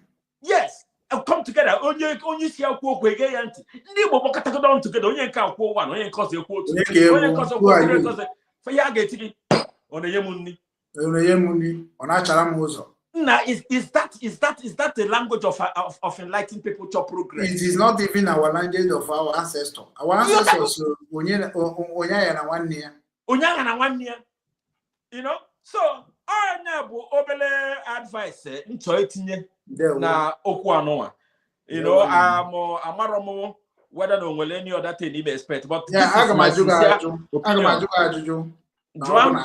so because okwu niile ikwu dị ka ndụmọdụ and obi nwanne ịbata n'ime ya anyị nwere mbụ anyị nwere solution nwee idea yes I mean so anọghị m na ndị na-akọcha akụkọ ajụbazi gị ka ga-esi m ihe ahụ ịkọrọ ka ọ bịa in reality you never have any listening no if you enter in obi nwanne foundation we give you solution, we give you idea. Yeah. Even though the one name foundation, I educate them. Nobody they tinye, they can on our Western world system. Yeah. So I do 1 or 2 questions. How can we control our people in a way that now our people got water no in the Makaka in the river? I believe the Hego. And when they bury the Hego, a lot of people on social media they the Hego. Because him and onye bere obodo Igbo na-enwe ezebo si nweta ego ike na abụ ya o nwere ezu ihe ọzọ nwere ike na abụghị create foundation na anakọrọ ndị ba ego and that thing na ndị a na-anaka ego ịma na business ka ọ bụ ịnata 2 naira nye 1 naira give away ha na-eju na platform gị notago or ịchọzi nweta ha ọfụma you begin to threat governors you begin to threat individuals that threatening ga na-eme ha ka as na-afụ gị Nikalaka. No, onye na-abịa anyo. Onye ha makwa na ihe niile a na-eme bụ ka do proud ndị ga-donate. So I bịa na side gị ga-ajụ. Chinechere m enugo na nwana anyị nwoke kwuru. Ịmarụgo n'ife anyị nọ ya n'ụbọchị taa. If you nwere ike ịgwa ndị youth anyị maka na ọ bụghị matter of we create group bụ isi. N'obi nwanne na-agwafasị ha na the best way to reconcile or to reconnect our family ka ọ dịkwa ka ọ dị na mbụ bụ na onye ọbụla ga-achọ ụzọ be ya maka na sị na chijie onye ọbụla achọba ebe o si bịa ụwa onye jere afịa na-ejekwa nọ na ga-ama ị gaghị atọ n'afịa mechi naba ọ pụta na anyị niile oke nwanne anyị nwoke bụ onye Nnewi ghọtago gị nwa bụkwa onye Amechi nwa bụ onye Nsụka nna anyị bụ onye Nkanu so automatically anyị niile na-ebe a kịta nwere ebe anyị si bịa ọ bụ na asa anyị na-aba kịta anyị mgbe ebe anyị na-ana We are not here because of money. We are here because ihe niile anyị na-akpa n'obodo oyibo ọ bụ na be nna ya adịrọ mma nwanne n'obodo oyibo ka ọ ga-atọ. Onye na-awọta oroma n'elu na onye nọ n'ala ha bụ ofu. Ịwọta inyi ọta ị na nkata. Ọ bụ na nkata jụọ si na ojugoro ituo onye ebute ọntịrị eburuo ewe jikwa nwayọ wee rie ka o kwesịrị ịdị mana ọ dịghịzi otu ahụ. So kedu ihe nwere ike ịgwa ndị otu anyị dịka isi wee create gwa foundation in the mission to solve some certain things? So gaba n'iru na m Chinechere Ezeibekwe. Daalụ na ụmụ Igbo. Before mmalite ikwu okwu, asị m ka nkenegodo ọga m maka na asị m na ọfịa m ahụ ime enyi. Anyị adịghị eme enyi maka ego. O nwere ife ị na-enye anya n'ihu ị ga-afụ na nwoke dị ọcha. One of the people mma dị ọcha ka mụnwa. Asị ndị dị ọcha ma ebe ebi n'ụlọ ma okwu ọnụ ma mkpụrụ obi ma akparamagwa. Oya connection. Stanley Aneto. Ya amamihe ihe niile ma kichin ya ihe niile gbasatara ya oya ọga m ọ ma anything about me. So before nsị na ya bịa ihe ọ ma na ọ bụrụ ihe a na-agụ aka because ọ fụna nọ n'ime ya. Ekene gị nke ọma nke ukwuu dịka isi wee bịa. Anyị amaara na Igbo ka nwere mmadụ. Anyị nwere ndị na-ekwu eziokwu ka anyị laakị n'ala Igbo. Ihe Igbo na-efebe ego onye kwa nka ọ bụ. Kedu ihe o menwu maka na ọ dị efe ego ọ da atụ ego online. Ọ ndị nwere obi mmadụ. Nwanne onye ka mkpọ ya na fon nekwa onye nọ na hospital nekwa. Ọ sị m send hospital account. Nsị a sendere m ya ọ sị m mba. Hospital gịnị account eweta ya o made a transfer everything adi normal settle everything. That is how the system works. Abịara ka mbịa sị ọga ma trust us. No, you have to follow the procedure and gị na onwe gị ihe mere you have to understand it. Ihe ndị Bible Igbo lack bụ understanding. So Stanley Aneto obi jupụtara m n'ọṅụ na mfụ gị na ihu akwụkwọ. Ndị Bible Igbo anụkwa n'ọnụ gị maka na asị na nwanne ka eji azị nwanne dị na mba. Ezigbo mmadụ ka ọ bụ. Ọ dị na mkpụrụ obi. So okwu nna ekwunyere ụmụ youth anyị bụ Igbo bụ na anyị apụtago n'ihu akwụkwọ were sị na ihe eso wee nye aka. Mgbe ebe chekata ka m ga-esi wee bata were fụna ndị be anyị nwere ihe a na-ala akị bụ ụmụazị be anyị dịka ọga m si wee kwuo. Ndị be anyị na-ala akị information ha dị enwe ndidi. Ọga m ga-agwa gị ka m si abịa n'ọfịs ya from Island to ebe a eme nke a sometimes ọ hapụrụ m ọfịs ya mee kwesịrị ime ka mụ na ya si wee dịrị bụ na m gwara m ga-abịa London kịta na bịa ka m ma alanwụ mmanụ na hotel ọ bịa Germany na be m ka ọ ga-alanwụ. Onye ọcha dọ n'ala Igbo ka nwere mmadụ mana ha dị focus achọ ndị ahụ ga-enye ha ihe ga-abara ha uru. Ihe ha chọrọ bụ TikTok ndị aga na ebe a ga na-ajụ nwaanyị kee gị na di gị mee ka ihe mere nka ị ga-agbakwa iro a na-akọ ya ka akụkọ. So ụmụ youth Igbo ọ bụrụ na obido taa dịba na mma ọ dịbara gboo o jupụtara m n'ọṅụ that na nsị na achọrọ m iso mezi ala Igbo wee wepụta Christel Obi Foundation wee sị na m ga-ebunata ya bụ foundation wee nọrọ na umbrella ndị obi nwanne m ofu obi because ọ bụrụ ihe m ga-emenwu sọsọ m.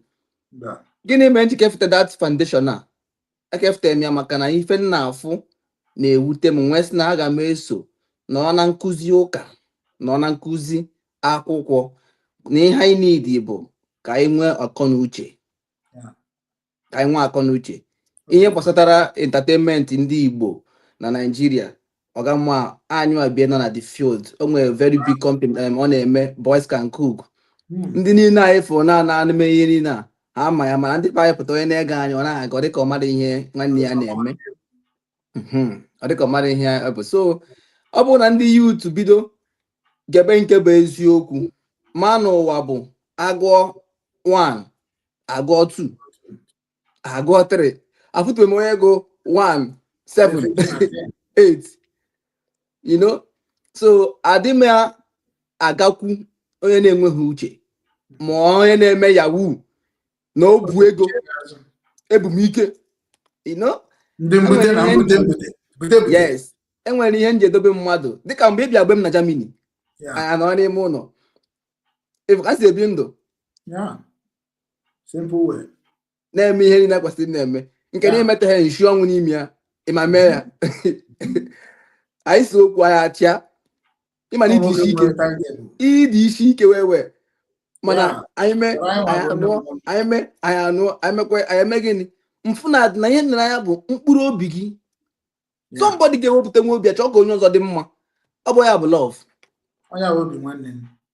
ọ bụ ya bụ love, ịfụnanya. So ụmụ youth achọghị ebe na-abịa ego dịka ihe a ga na-asị kedu ihe a na-agụ ebe ihe a n'idi bụ nwanne nye m update, ihe a na-asị m nwanne nye m aza, nye m ana m agụ akwụkwọ ọga mma m from beginning mara ihe anyị na-eme mara those things. Anyị na-atụtụ eweta contract anyị agbagharịa nyọọ ya ọya waji African Magic Show o mee nke ọ ga-eme konuko sponsor make sure that na ndị mmadụ na-akwanye m ugwu. Akwa ya bụ ịfụnanya. Enwere onye ihe esonye, enwere ụzọ ihe esonye. So ihe nji wepụta foundation a bụ ka m wee ji ya bịa kụziere ndị be anyị ihe a na-akpọ ịfụnanya dị n'ụka. Ọ bụrụkwa ụka nke iburu gị amụma na ị ga-enwe ego echi na-enwe ihe ị na-arụ ma ọ na echi niile na ị ga-enwe lọk dị otu a. Mba, ọ due procedure. So ya bụ mbọ Christian Obi Foundation ga-agba n'ala Igbo, nwee na-asị ụmụ Igbo na ha ga-anyị ntị n'onu site n'obi nwanne Igbo na ebe ntị na nchọrọ ịnọ na mbera nchọrọ ịnọ n'ala Igbo wee jidesie ya ike. Ụmụ Igbo daalụnụ nke ukwuu.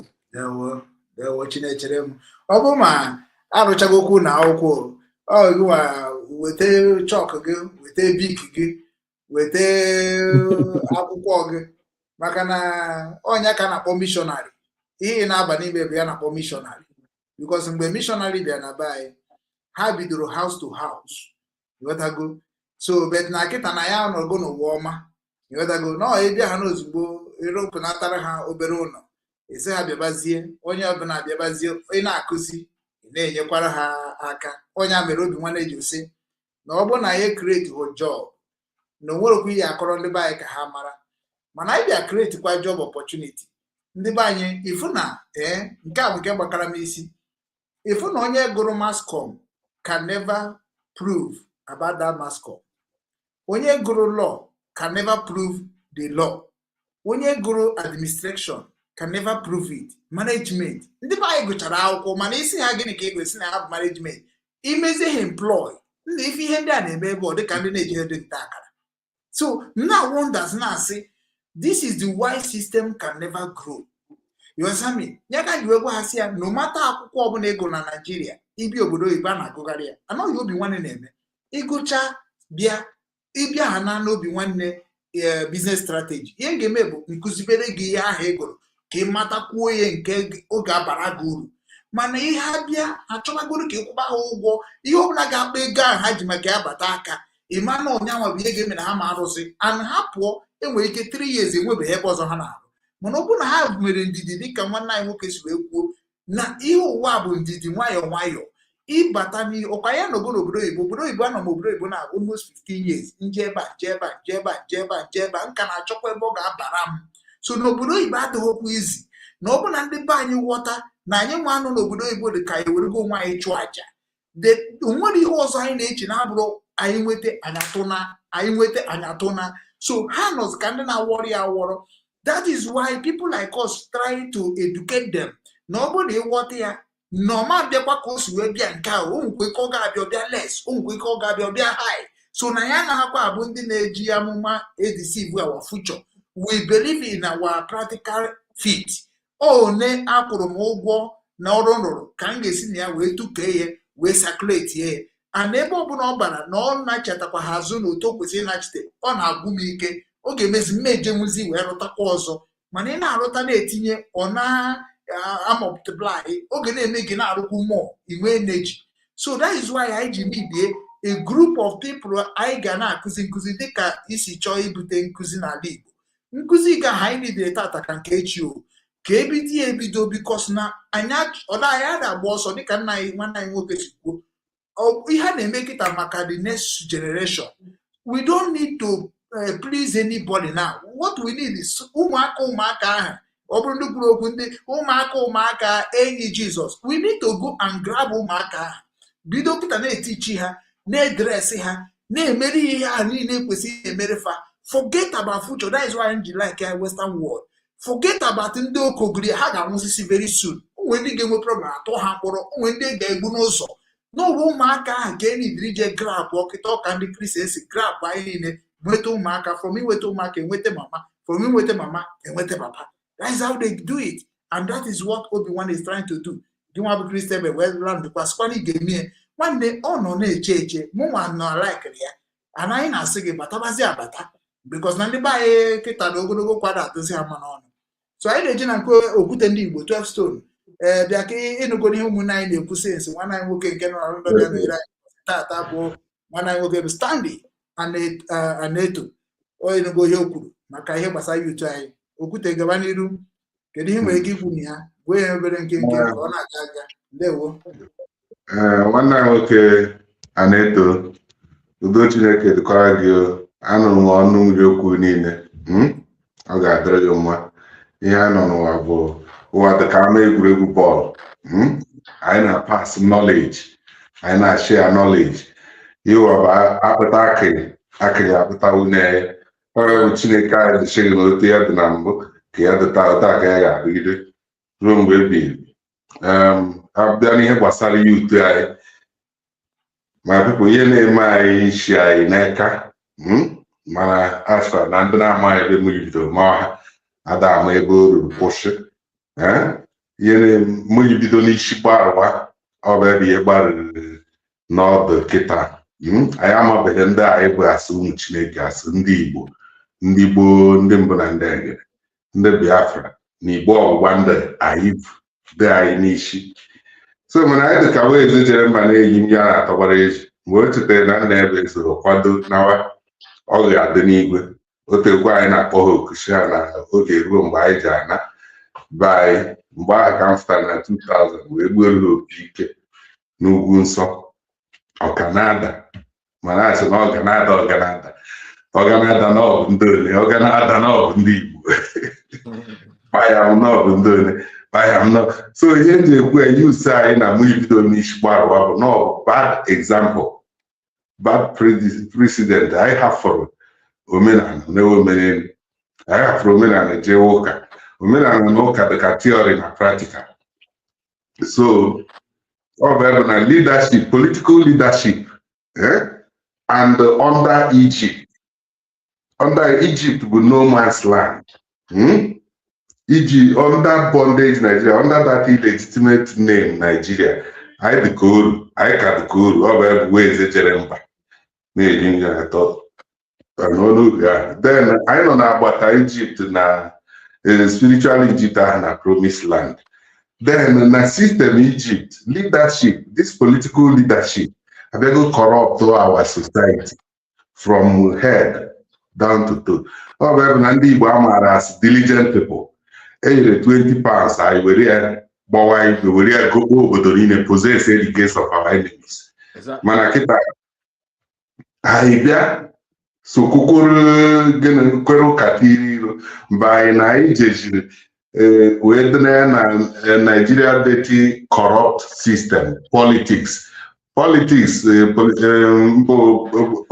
bịa bụrụ the fastest way to become a millionaire na Igbo kịta. Ọ bụ ebe role model anyị dowere our generation. Because our generation na-asụ ụzọ ụmụ na-akwụkwọ kedu ihe akwụkwọ a na-agụ ude asụrụ udo dịrị because na onye amamihe kọrọ ma na onye ahụ illiterate. So anyị bụrụ generation anyị na-ekpebe n'ụlọ akwụkwọ mana ihe a na-eme abụrụ theoretical education. Even na practical education dịka ije vocational school na ọrụ aka na ije bọyị anyị na-eme bụ tradition anyị na ọka mma na-amịta ezigbo mkpụrụ because na gịnị Chineke mgbe o mechara ihe ịhụba ama ahụ mere na agbamndụ ọchị by your sweat site na sweat ịghọtago ọ bụ ebu anyị ji bụrụ ụmụ Chineke. Ndị nke ọzọ bụ ndị ọ gwara anyị na ịpụọ na emislead ha through the Arab world ịghọtago ha na-amụta ụmụ nke ha adịghị ekije ha na-ekijiri ha n'igwe nebọ na-adịghị ekpo isi ala ijewe n'igwe gbaa uveji. Ihe a niile so corrupt the system. So leadership, political leadership na religious leadership ihe corrupt use a niile a na-achị na corrupt. Then use bịa bụrụ lazy use under Nigeria dispensation. Lazy use let Buhari kpọrọ ha bụ because na gịnị ọ sịrị na ọwa ihe ewere nke ọ bụ sọ power belongs to the people. Then sọsọ na Nigeria ka ị nwere ike iwe use wee the land wee the future anọrọ ebe ahụ gịnị impunity a na-eme anọrọ ebe ahụ injustice ụdị injustice na-eme n'ụwa niile eme the use anọrọcha atụ mana ihe na-enweghị isi pụta as house divided on its own ha nche Bruce Street asking what justice for more bad demonstration who use Nigeria in Africa across hold up ebe niile asking justice for fish seller ebe niile use rattle snake ihe a niile just because na ebe ị na-ahụ our action bụ na the wrong time. Able the positive, that actually do not be ignorant of the devices of the wicked. Injustice against one is injustice against all. So now that spiritual Egypt bondage Nigeria, I consider the whole indigenous Africans ships to be unalived.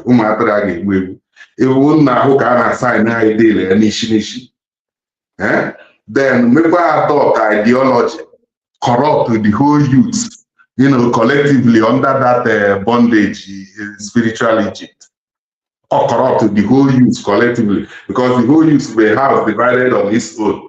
Now, you are over there and under the VDM. And meanwhile, VDM embrace spiritual psychologists who know tribal, maybe, or an envious person. This is why I talk to so religion and politics lead our use or corrupt our use. As far as in Nigeria, I can remain in that spiritual Egypt for bondage Nigeria. The whole thing can never be well again. Or can I corrupt until I mean I aborogan abros uru na kandiro. maka ọ bụ ebe ihe ozi 2000 ahụ mgbe anyị bịa bụ ofe ike gwara anyị ọ sị na ọ bụ na ya emeghị ya jikọ ụwa anyị ọnụ mewe observe that holiday ga-ejikọ anyị ọnụ ga-ekwere anyị ncha niile ise ihe a na-agwa anyị kịta bụ erebel na against Chineke kwere na that promised land. Also because of ebe o dere anyị n'akwụkwọ nsọ achieve the kingdom and every other thing will be added to it. Ọ bụrụ na eme achieve Biafra today a ga-eme achieve patriotism, security are there automatically, and ihe niile ahụ devastation a niile hụrụ are they restored. Maka that prophetic is with the kingdom of God on earth.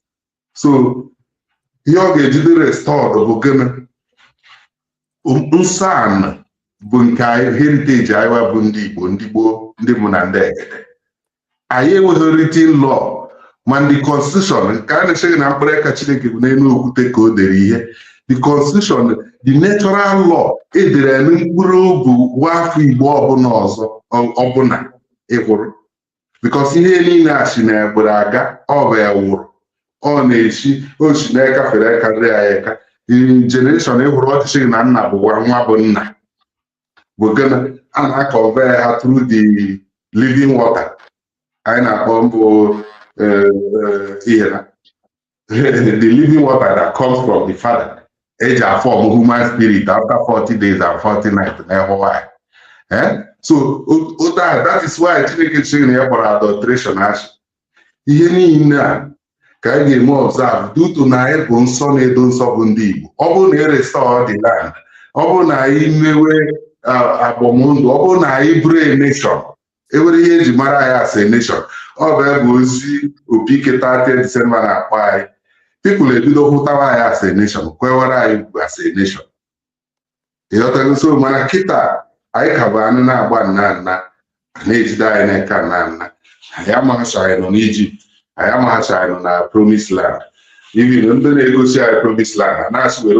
okwute tugbuo ha ebe Chineke wee zolite so ndị youths anyị biko mara na amara na ihe a bụ ọsọ osisi dịka this my brother kwuru anyị nọ within the level of 50s. It's just like yesterday ebe oge na-eme ọhụrụ nna m ha Ugwueze mba na Ogwugwueze ndị niile maara nka na Obuzuru maara Ugwumba. So they were the youth, the very vibrant. Ihe a niile eji mmadụ onye ịfụ ha na ọ dịka yesterday. Now na anyị wabụzi papa a na-egosi anyị ụmụ anyị ịfụ na ụmụ anyị akachago anyị ogologo. Then mistake anyị na-eme ma ada transfer that knowledge ọ dịka onye goro moto ọkwụ ọchọrọ decoration ọ chọrọ ịdị na-ahụ he didn't transfer it to the next one.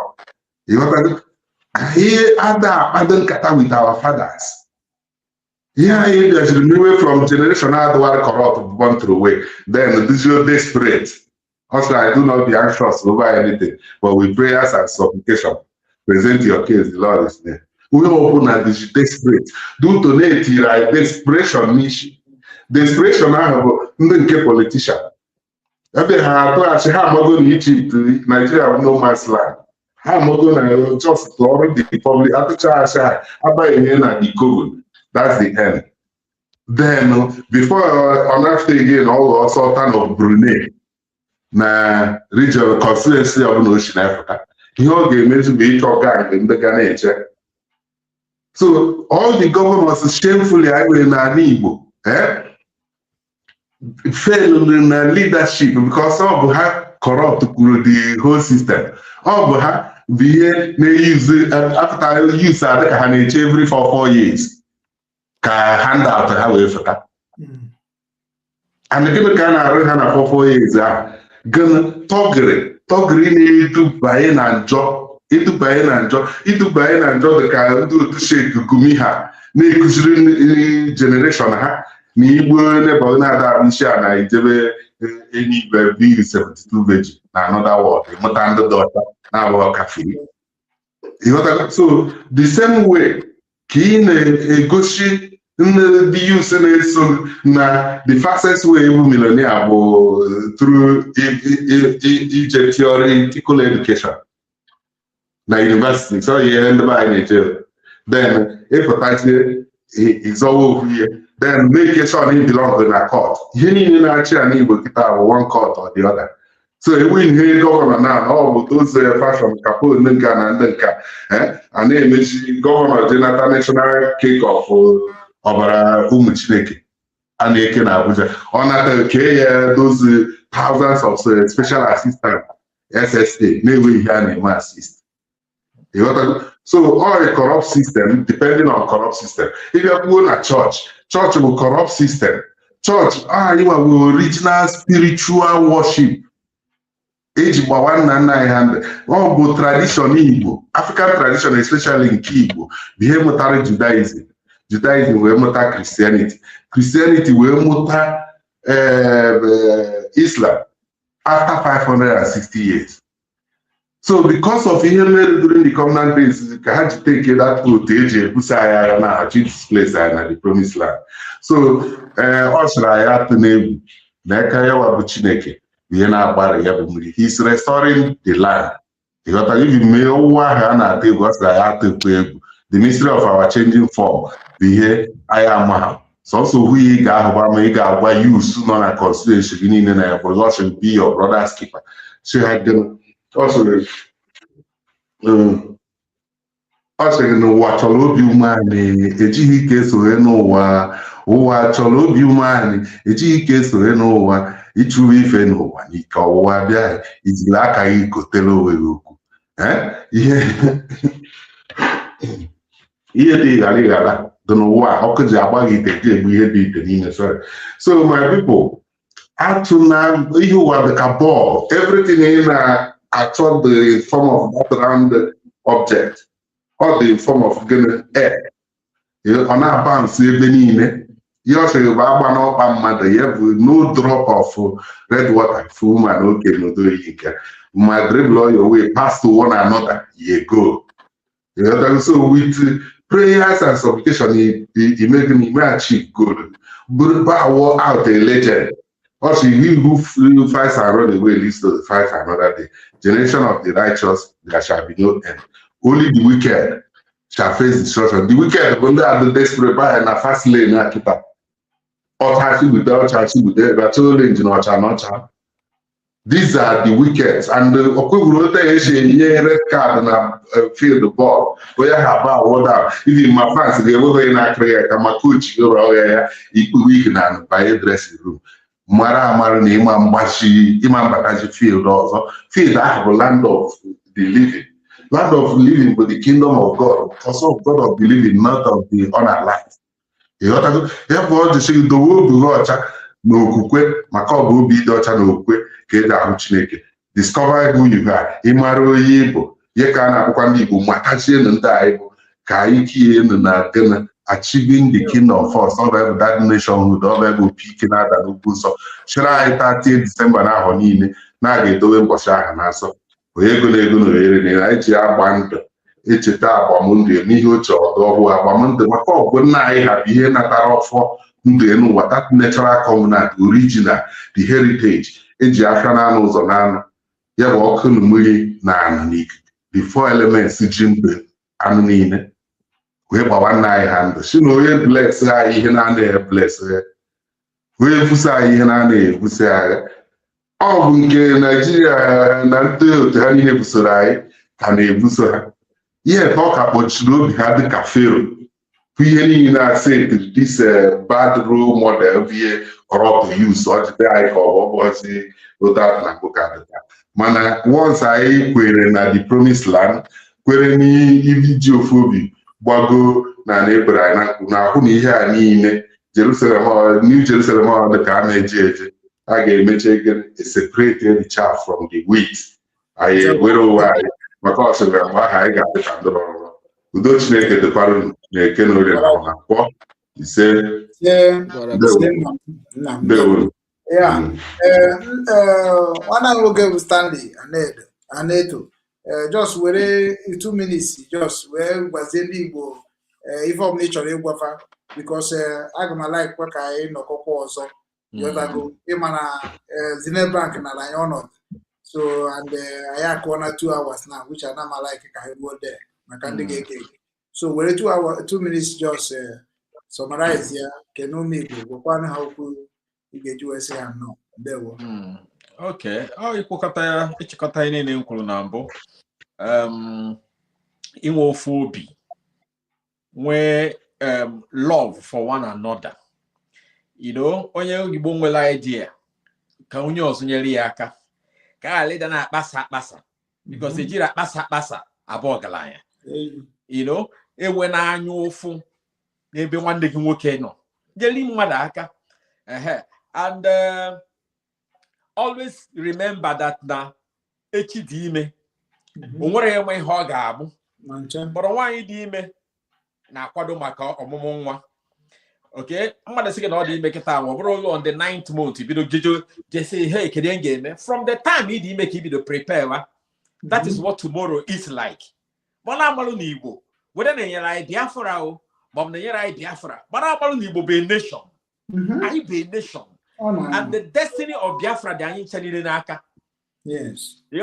So ọ bụ na ịrapụ akwụkwọ ị na-agụ rapụ ọrụ aka ị suppose ịmụ rapụ ihe niile ị suppose ị na-eme chụwa ego ada achụ onye na-achụ ya. Money doesn't come to people that run after him. After him. So all you might na-eme against onwe gị. Have respect for it. You only try and excel in that thing, and you attract money. And then back when you're a foundation, yes, because they can't swear combo. Tomorrow is not a guarantee.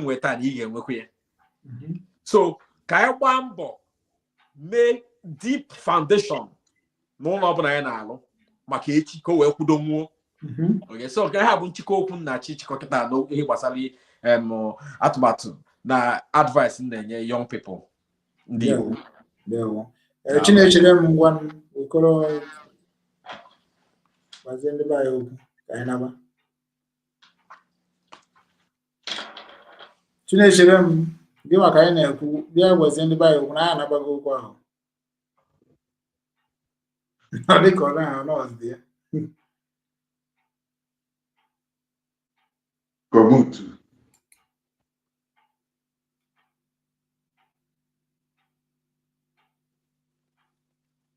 Hello? Gabazie n'iru. Gaba n'iru. Chịkọ okwu. Ngwa n'okwute. Hello? N'ife na-ekwu. Anyị na n'ife na-ekwu. Chịkọzie. Anyị na-eche gị sense. Oh, ihe menụ bụ na ihe ga-eme ka be anyị bụ Igbo, ka anyị nweta ihe anyị chọọ bụ ofu obi anyị na-ekwu okwu ya, inwe obi nwanne, ọnya ga-enyere anyị aka, and mmadụ inwe nghọta mgbe nwanne gị na-akụziri gị ihe ka ị gbaa anụ mbọ ghọta. Ụfọdụ ka na-abụ ị na-akụziri ife ihe ha na-ewe iwe. So ka anyị nwee ofu obi wee mara ihe anyị chọọ site n'ihe gbasara anyị Igbo. Daalụ. Ndewo. Okwute ndị Igbo ịsachago ọnụ na so ana m ekene onye ọbụla ghọtago n'ọnụ ụbọchị taa. Stanley, aga m alaikụkwa ka mgbe ị na-enwede efe amaghana m ị ga-enwe efe na weekend a. M ga-agwazi Chinechere ma ọ ka nne ka ọnọdụ m dị. Mgbe ọbụla ime ka anyị mara because anyị chọziri ị na-eme ya ka anyị na-apụta ya ụbọchị ọbụla. Even my YouTube, TikTok, anyị ga na-ejekwa ebe anyị visit fa. N'okwu gị dị mma, isi gị gbakọrọ ọfụma. Onye dị ka gị, Igbo niile ya very very well. So ka anyị rikọ ọnụ were ofu obi dịka isi wee fụkwa dị name n'anya. Ka were ofu obi mara ife anyị nwere ike ime nyere ndị be anyị aka maka na nke i mere na ndụ bụ nke a ga-eji cheta gị n'ọnwụ. So ya gaziere gị. I'm very very grateful that na onye dị ka gị batara ebe a taa. Ana m asị gị jisie ike. We are together. Ofu obi ka anyị ga-eji nweta ife anyị na-achọ n'enweghị nsogbu ọbụla. Ya gaziere onye ọbụla. Okwute ndị Igbo ọ ga-adị Igbo bụ Igbo ekelekwa m na-asị na-afụgo ndị bịara nọnyere anyị n'ụbọchị taa. Ndị anyị ndị bịara nọnyere anyị bụ ọkwa ha ụmụnne anyị bụkwa ndị chọrọ ka ala Igbo dị mma, and ebelieve na dịka nsi wee kwuo unu na nkwa that na this year aga m agba mbọ wepụtasị ndị ọnụ reru n'okwu akpọbata fa na platform a abịa na-etinyesi ọnụ ka anyị mara ife anyị ga-eme, maka na ndị be anyị na-eso abụrụ ndị ha kwesịrị iso. Ana ọ bụghị na na-ekwu na na-ama aka na mmụọ ị na-akpọchi ntị, mmụọ nsogbu na-adị. Ị na-anya n'ihe na-eme na Anambra steeti, ichekwa ya ọfụma, ịfụkwa na atụ nwere ebe o si eri mperi ka ọ na-eme na Anambra ka ọ na-emekwa n'obodo oyibo ebe anyị nọ. Nwoke ebe ọ dị mma, mana ihe ga-eme ka ihe niile adị mma bụ na anyị niile ga-abịa n'ofu obi. Onye mara nke ọ na-eme ya bụrụ ịbịaba, ịmara ihe ị chọrọ ịbụ bịaba nụ. Ihe a ga-arụ arụ karịrị, factory karịrị. Amaghị m ihe ndị laziness people achọghị ka ndị na-aga n'iru gaba n'iru, maka na ị ga-afụ ndị ga na-arụ ọrụ, ịfụ ndị na-emebi ihe ndị na-arụ n'arụ. So na ọ bụ ihe anyị ga-eji ofu obi wee gaa. Otego ngwabara ụlọ okwu na soshal midia, mmekwudekwugbu onwe m.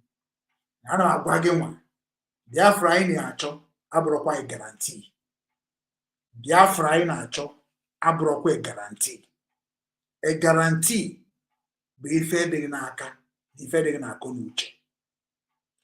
Biafra, nwanne anyị nwoke kwuru ekete, a na-asọ Biafra nwere onwe. Who is going to lead us? Na security a na-anụ ọgụ, na leadership a na-anụ ọgụ, na youth a na-anụ ọgụ. So how can you get it? Ụna anaghị eche ebe anyị na-eche.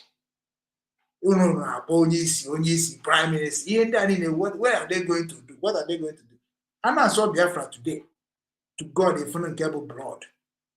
because no to ese mekwa na Nigeria ka ga-esi mee dị a ga-azọ ọnụ a ga-eme campaign onye ma ndị asị gị jiri kịta mara ndị ga-abụ nwurugu ndị isi na ọsọ etie jiri kịta marụgodu ka mmadụ si ekwu okwu marụgodu ihe ndị mmadụ na-emecha n'otu ha ndị ahụ na-egbuso maka ha na-asị gọvanọ if you don't do this anyị egbu ogu anyị nwere nke a nwee nke ọzọ nwanne ebe ha nọ na-ekwu okwu a far away mana ịbịa n'ala Igbo dị n'ogo tọka ka anyị chere na n'ala Igbo dị n'ogo go gị nwa na ọzọ n'obodo oyibo na-akwado ndị na-asị gwuo tọọ ifụkwa na how many years we still dey talk we still dey boast aka na agwụ nye ọmụma bụ obi nwanne ndị Igbo I started in 2013 you can't get Biafra by violence ọdụghọ possible n'elu ụwa maka na onye ahụ ị na-emere violence ka gụmara ihe dị na violence ị ka na-amụ amụ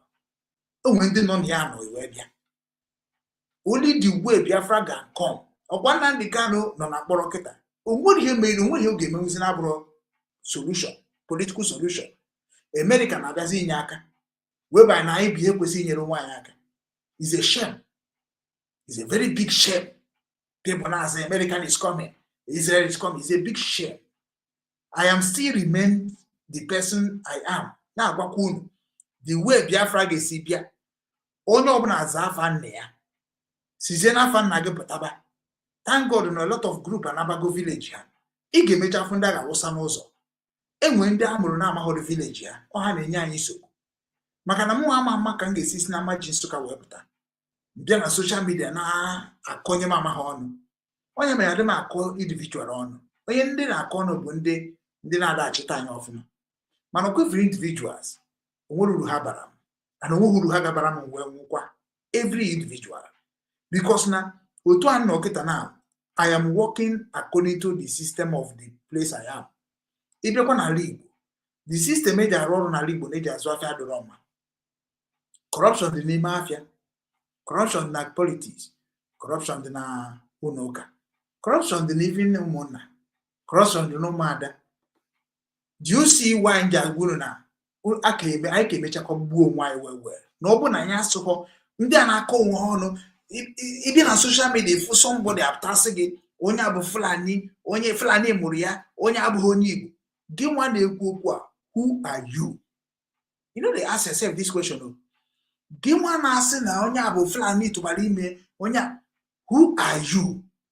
You too bụ Fulani tụbara gị ime.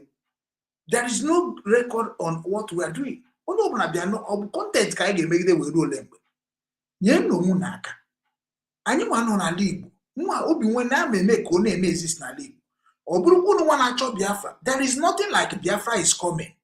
What is going to come according to your imagination? It is the good government that going to tell you what is your occupation. Ihe asoludo na-eme na Anambra State. Icheke no do this side. If one of the okay, Icheke no open up that na ha nwa anaghị eme ọfụma. Ihe ọ na-eme kịta kedu ihe mee na manage ọrụ. Nna anyị na-agwakwa mmadụ ji ọrụ. Papa m na-ewere ụtarị chụpụ anyị sa ije ka ọrụ. So soludo isuru ji afịa nwere reason. Mana anyị nwa na-asị na anyị nwa na nwaanyị achọghị iji afịa nwere reason. So no that reason na ebe soludo na-adị ya. Nya bịa ka anyị kpọọ ọfụma. Nya nyebe anyị promise that na Nnamdi Kanu na ya malapịa.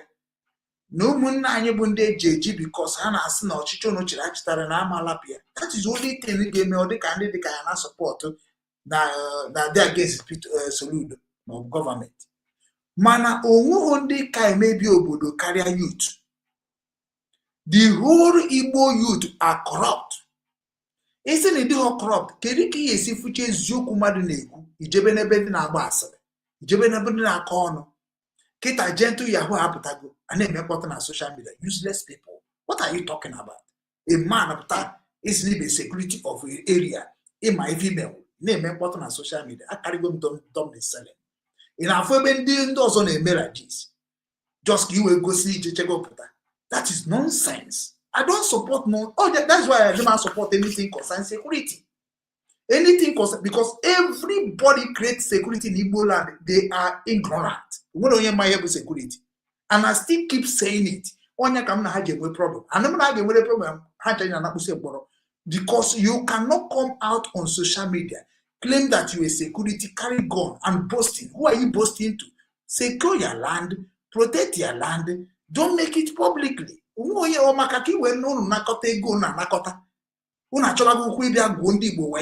pattern of Igbo wayo. Unu ga-emechukwa nwa osisi n'ihe nunu na-eme ndị ahụ bụkwa ndị na-echere na-azọ ga-abịakwa were obodo ha because ọ bụghị ba ịbịa na-ebost na social media ebe o biri because ndị na-ebost ndị ahụ na-ebost kwa nke ha gọvanọ pụtakwa bostu unu nwa bụ bostu gọvanọ nwere access ebe ha si ebute egbe na mma unu enweghị access unu ezuru eje egote nke unu so nke unu ama na-abịa n'igwe ọ ga na-abịa na nna anọ ime ọhịa unu nọ ọrụ ebe aka ọkazi unu abụzi anụmanụ sometimes a na-agwa unu ihe ga-eme ka anyị niile dị n'otu unu na-efiri na otu unu bịagoro si na unu ga-enweta ihe nwa unu na-achọ unu na-efiri na ọ bụrụ na enwetara unu ama nzu ike unu ama nwetakwa Biafra ka unu si chọọ ka enweta ọdọkwa possible n'elu ụwa Biafra abụrụkwa kọpụ ị ga-eje nweta ọ bụ akwa ị ga-eje chịta Biafra by ideology whereby say that otu akịta na create Obi Nwane Foundation, create Obi Nwane company. The reason I created those things is because I have a structure of what I can make the whole people that's supposed to work there to get job. This year, Obi Nwane mego about almost 5 people employed. Actually, not almost 100,000 salary. This is my dream. Your dream is supposed to be kedu ife ị nwere ike na-arụ ka ị na-edozi obodo ọ bụ everyday bịa na-akọ ọnụ Gentle bụ nke a Nnamdi Kanu bụ nke a Simon bụ nke a that makes you lazy. Somebody pụta na social media ị na-akọ ndị gọvanọ ọnụ na-akọ ndị senator ọnụ year to year there is no structure to bring the people that you claim you love together to give them knowledge to start something that they will going to benefit. You collect money. After collecting money, you buy gun and bullet, nke ahụ ndị mmadụ na-ebekwa freedom inwetable ahịa na azụ ụlọ inweho factory inweho. Where are we going to, how can people begin to look on all of you? Onye mere ndị mmadụ dị interested on this. Nnamdi Kanu nwere case with Nigeria. The case onwe with Nigeria dị good here. Ndị lawyer na-eji ije, ndị professional, ndị diplomatic people na-eji ije. Anyị nwa bụzi ihe ndị dịrị na baziba ga-emebe business anyị ga na-eme anyị werekwa ofu uche otu esi emesi tatom werekwa wene emekwa ka ndị ụwa mara na obodo nwanna ya eji imagine because na nna ga batara isi ma lahụla ịlahụ ọnụụlọ oru echi mgbe ị ga-eje akwụkwọ ịlahụ ụla in miss a lot of things you cannot use because of na eji onye eji mama gị n'ọrụ eji mama gị we say that the man move forward ihe abụkwa arụ ka ọ bụ we supposed to be trying to settle our problem in Igbo land. Mana many of you people think that na Nnamdi Kanu ga-abịagodo before iwe nyebe nne gị na nna gị. Nnamdi Kanu ga-abata before iwe we develop bebe nna gị. Simon ga-abata before iwe mara ige na I swear unu ga-eluzie ba. Agwara m ya agwa. Unu ga-eluzie in total. Anonya me nji bido n'oge na-ekwu okwu na-ekwusie ịgbawa. Imedi ekwu ka mmadụ hapụ na ntara na m na-asọ okwu asọ ọ na m na-enwe ha ịmụkọ na nkwule ekwugo. Nnamdi Kanu enwere ihe ọ ga-emere anyị n'ala Igbo ọ nata n'aba afara ibe ka onye ma ga-edozi Ebonyi onye ma ga-edozi Enugu onye ma ga-edozi Imo onye ma ga-edozi Abia even Abia Benue onye ma ga-edozi onye ma ga-edozi Anambra o nwere okwu ihe ọ ga-eme na-apụrụ ikwubekwa ka o si ekwu na Radio Biafra. Get sense and understand that what we need now is factory where our people will be working, security. Everybody have to come from their village and secure their village. Don't go to another person's village saying they make security. He's a terrorist. That is what they call terrorists, mercenaries. I condemn it into a long time. Anybody chori chekwa Nsukka bụ onye Nsukka. Onye ga-echekwa Anambra ga bụ onye Anambra. Ihe unu na-eme unu nọkọta na mkpokọta ndị mmadụ onye Ebonyi eje n'ime unu na-eme unu ga-anwụsịsị n'ọnwụ. Akụbe m ofu ikpeazụ ihe niile ma Gentle pụtachara kịta mgbe m na-ebido wee gbaba ihe mkwesị na-agwa maka Chukwu ga-anabụ n'ime no matter ọgwụ ọfọ ọbụla ọfọ na ịnọ ga aka m kwụ ọfọ. Make everybody go home. Ị mara ebe ị nwere ike ichekwa obere abalị don't disturb public. Oh, ihe unu na-apụta na public pollute everywhere. May the people don't get sense. Isi ịbịa na social media gị na-ama aka nweta gị okwu na-ekwukwu sef adụkwuru the encouragement ndị unu na-agwa okwu enweghị ụdị level na ihe ha na-eme ị na-etereti onye nka kedu ihe ikenga na-eme ikenga nwere ihe ọ bụ n'ala Igbo Chukwuka Ofegbo nwere ihe ọ bụ n'ala Igbo ndị akịto nwere ihe ọ bụ ka enwee kwucha okwu unu abịa na-emebisi ihe niile anyị gbara mbịa from the beginning kedu mgbe gentle batara na ihe na-eme na struggle or because of onye bute egbe mgbe ha na ogbune na-esie why can't you people follow who get sense if one night nwoke si London wee bịa ndị a bụ ndị nwechere akụnụba n'ala Igbo chọrọ ka ndị be anyị benefit on it ihe unu na ọbụnụ be na social media na-achọba ndị na-akọ ọnụ ndị ahụ bụzi ndị na-agwa unu mee ihe unu achọghị ime anaghị egosi ihu otu a ị nwere ike ịfụ onye na-egosi ihu ega na-ekwu nonsense ndị na-agwacha epush unu jee mee ihe dị ona bụ ndị na-anọ n'okpuru youth Igbo youth apụtago si na ha na-eme Igbo youth emegonu m interview nke mbụ jee chịkọ n'onwe n'ọnụ unu amaghị achịkọ bịa ka anyị unu structure because Igbo youth pụta unu eje na-eme na unu na-edistop gọvanọ mebe na ihe nke unu economic crisis enwere economic revolutionary to God ọ bụrụ na jide economy na-akọ ọrụ na-akọ ji na-akọ ede na-azụ ọkụkọ wee bụrụ ọhụrụ nwa na-efidizi obodo mgbe ọsọ ọbụrụ nso na ụnụ ama bute ahịa n'afịa to God agụọ ndị mmadụ bagoro na ọrụ aka baanụ n'ọrụ ugbo unu ga-ebi without government unu ga-eme ka ihe na-ewuta government. Who is government? Government bụ ndị ahịa they are beggars. That is why ịbịa n'obodo a tax a na-anaghị dị too much because without tax ndị agụụ nọ na gọọmenti amaghị nri. Government is nobody. If not that gun and bullet, they are nobody. And there's no way they can find you. Now, brother, na gimanumogu mesrika imanon halim exist. Which is not kind of cotton. First of all, ndị a na-anacha anyị ego tax, which mgbe nọ n'ọnịcha ihe na-eme, ndị a na-abịa na ego revenues. Anyị na-enye ha ọsọ. Onye si na ha si ọka ya enye ha ọsọ, na-ayị ara. Onye ka ebu and onye gọọmenti ga-ezite na that area na-abụrụkwa onye bụ onye area. So we know how to handle our case without government to come. Even police be made mad arrest na waliwo. Police agaghị akpụ mmadụ pụọ whereby youth nọ there. The reason even in Nigeria, inquiry men and research mere a lot of ndị be anyị bụ ndị kwesịrị na-ekwu ka nsị ekwu n'ala Bible ndị 419. They are all 419 now. So nye ka anyị na-asụsụ unu nwa bụ ndị ha abụrụ 419 na-abụrụ ndị ori unu nwere ike ịga anyị ntị bịakọta ka anyị fọmụọ a movement anyị ga-afọmụ bụ let us start business on our own. Ịmana ndị be anyị nọ n'obodo oyibo bido tụba 10 euro ka we bido wee create a factory.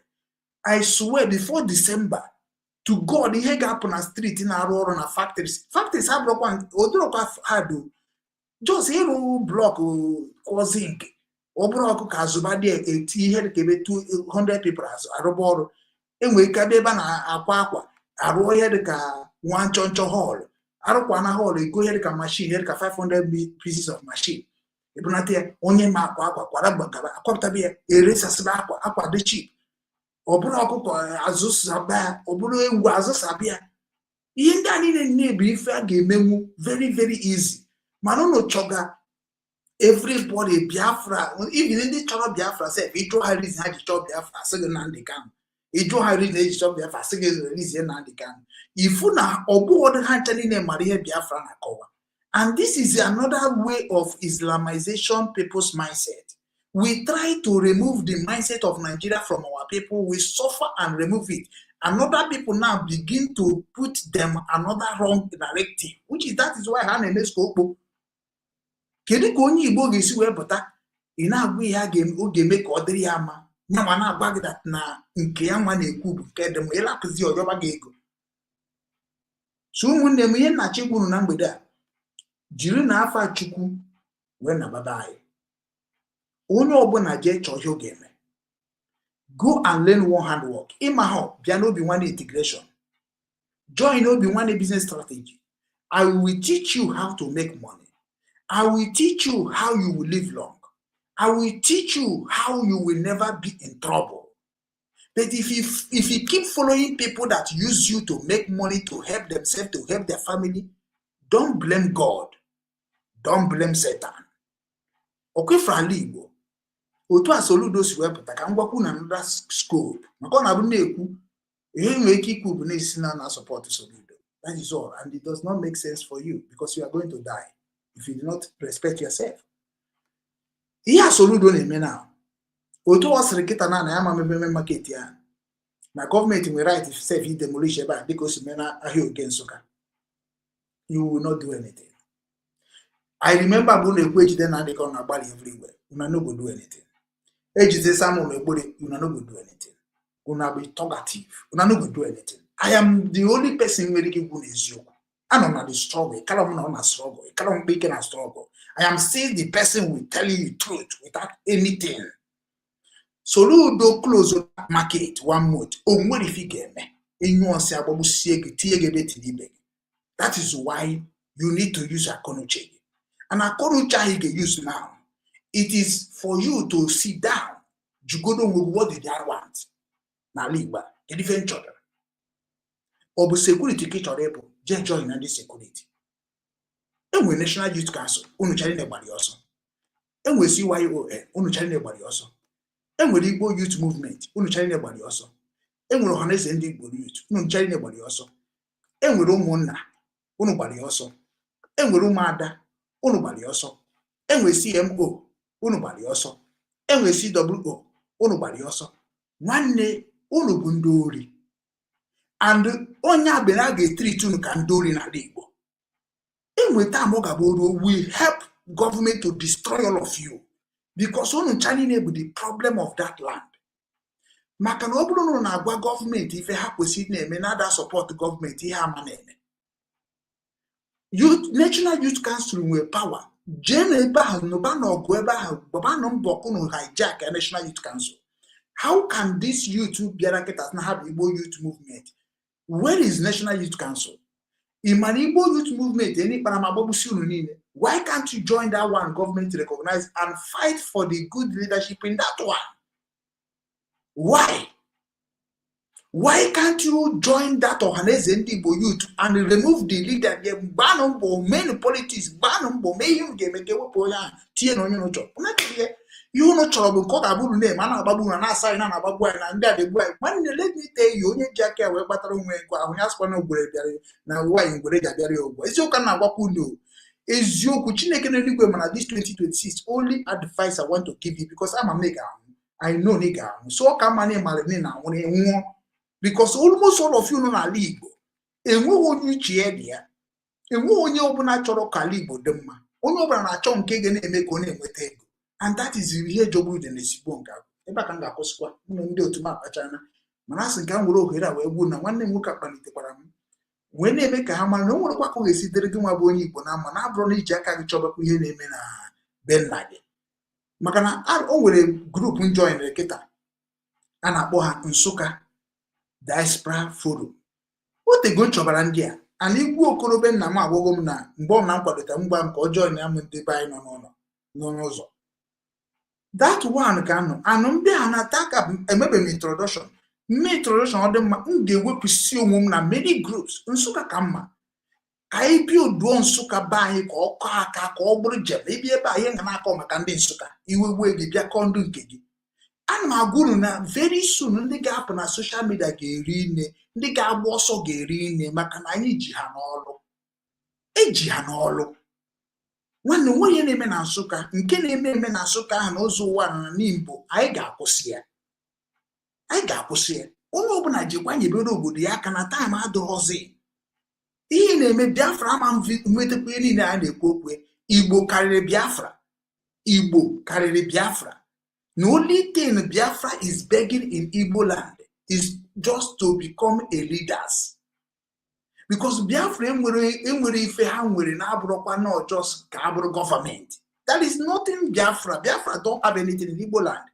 Yeah, baby, yeah, you say I just within those created. Mani Igbo wagi imonye created Igbo. Imonye mere Igbo ji webri Igbo. Imonye mere Igbo bụ the same format Biafra na-ekwu ka Igbo nwere. Mana duto na unu cha niile bụ ndị ori, unu ewerego religion mindset wee jubujuo wayo, unu achọzi ka Biafra bịa ka enwezie law ga-aga edizi onye ọbụla ma Igbo onye ori ma Igbo ya ka Biafra kpoku n'ọnụ. Ọ gaghị dị possible. You must go back to your fatherland. You must go back to the constitution of your village. You must go back and confess what you have done to your father. Biafra shall never ever save any single person in Igbo land. Afugife ni na una chime. Wesu no ma survive here. Mana na ba na eku odiko hetiro nnu abode de gwe. Mana na o ka mana agbaru na eziokwu. Biafra nwere ihe nwere ike imeru na abụrụ destroy all of you, put you people in slave. Nya ka unu ji wee chebeze the medical ga-enyere unu aka. Nya ka unu chebe na Israel ga-enye because unu be slave. Unu be slave. Unu be beggar. Igbo anaghị ekwete na mmadụ ga-enyere ya aka na ifru ka Igbo si eche. Mana Biafra is a beggar. They are begging America to come and help them. Come on, with ordinary akwụkwọ nkịtị. Ordinary akwụkwọ nkịtị ka enyere na ndị Kanu. Onye ọbụla na-esusu ya na social media. What is this nonsense all about? Biafra we are thinking about is more than paper. Unu chanili ihe unu na-eme ka unu ọ bụrụ na mmadụ gụrụ akwụkwọ n'ọma ihe unu na-egbu onwe n'onya me sometimes people fuchu the meru na-ebere. You can't get Biafra in the way you are looking on it. You can never, even into one action. First of all, who are you before you talk about Biafra? Who are you? That is why I'm Biafra. Manono Biafra can never save you. Rather, he will destroy you. Biafra abụrụ ihe eji ekwu okwu na social media. Biafra abụrụ ihe eji eje anụ. Biafra bụ ihe eji echete ihe mere mgbe gbogbo. Biafra is like a novel, it's like a book. It's a book that you have to read. It's like a foundation. A foundation of Ojukwu and other people created to make sure they save their people. But what about the origin who you are? You know, they think that place. A man and Igbo will never allow people to bring that in home.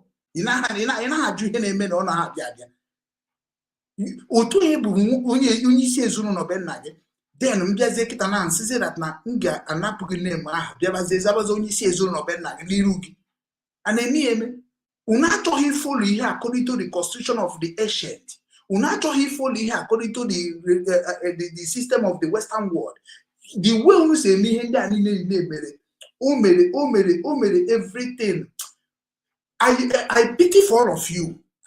If you not Ikechukwu o imagine azobi nwanne mbido gwa ma nna dị ka n'okwu gwa ma Simon unu cha ga-eji ikpere we na ntụ asiko he skapia bom. You don't know what you are doing. Ha na-emu n'ihu na aghọtaro men mu na ha macha n'ụwa niile millionaire trillionaire say dey ready to help our people. Oburuzie na unu na-eji Biafra can never Chineke America is agbogo mu na before it can never ever help any single Igbo man. Never. Because on a Biafra nwere ego, they no get money. Biafra nwere connection, they no get connection. Every country in the whole world, they don't like to hear Biafra name. Because Russia major her, America major her, Israel major her. So when they are hearing the name, they remember what they did to these people. So nobody will like to go where their name is not neat. You understand me? So what we need, Biafra is a spirit. I was thinking that our people will understand this slogan. Spirit, it means that now I'm a market and I'm the Obodo Ibo and Obodo Ibo Mbiara. I know that now umunne wine, umunne woke nidre nyamakam. Maneti na social media, biko nyere ni nwanne maka, nyere ni umunne woke aka, na nwanne wine na yomego, nwanne woke mba, o egwu uche, ka nge ebu m ka n'isi. When I chebe ngesi nweta ife nge na-enyefa onya Biafra bro bia na social media tibe Biafra ga Biafra enwere ike ibia enwere ihe dịka Biafra ibia agwakatago m n'ihe a before bro kita ana m abunye every day Biafra na ha abia anywhere n'ihe na-abịa bụ na anyị na-restore our dignity. ụmụ ihe bụ na ị na-restore back to your dignity, like ndị na-eme ihe ọjọọ kwụsị ime ihe ọjọọ, ndị na-egbu mmadụ kwụsị igbu mmadụ, ndị na-enweghị ọrụ chọọ na ọrụ, ndị umengwụ kụnyenu onye Biafra. Kedu eji wekwa gị na ideology ị na-eche n'isi gị? Kedu ka o esi bịa? Ọ bụrụ n'aka ka ihe eme ọ ga-ebịa. That's why na-agwa unu n'obi nwanne ihe ji wekọ na n'obi nwanne bụ na unu ga-emechala ndị n'obi nwanne. Ọ Biafra ma Nnamdi Kanu ma Simon ha gara ndị n'obi nwanne. Ịchọkwa itinye ego or itinye ndụ gị, all of them will land in n'obi nwanne. I already know what Biafra is talking about from day one. I started following Nnamdi Kanu in 2013.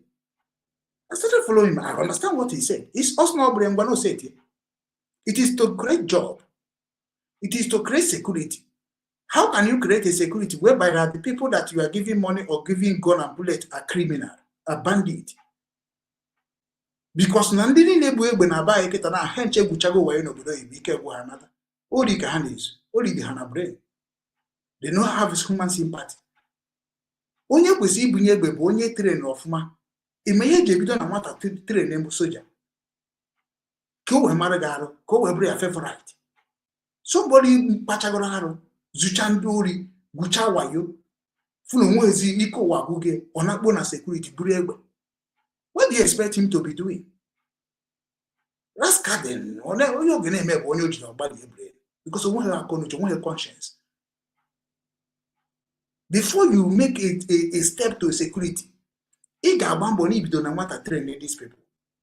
Ọ bụ ndị okenye. Ịma na ndị okenye anaghị join ndị army. Because ị nọ n'okenye join army, the train na ga-enye gị ga-eme gị ịgbafuo. Maka arụ gị Steve Chelo. Onye akọ na kambe join army na nwata. Ịnọkọta iburu egbe bunyecha ndị zugoro ori n'obodo oyibo, ndị gbugoro mmadụ, ndị gwugoro ndị mmadụ wayo, iburu egbe bunyecha, conscience adịghị n'ime ha. Ha deche dị ka obodo ga-esi dị mma. Mana ha bịa ha kwuo n'ọnụ because na ndị waya na hakwa agwa ndị ha na-egbu wayo that na egbu wayo. Ọ bụ ọnụ ụtọ. Mụnwa bụ nwa nkwụ na ohe Nsụka have already researched. Wee na-agwụrụ na onwe onye nọ na Biafra chọrọ Biafra. That is why Ikechukwu ha sị na ha chọrọ Biafra, identify your village, identify your mother, identify your father. You cannot be in social media destabilizing people at home.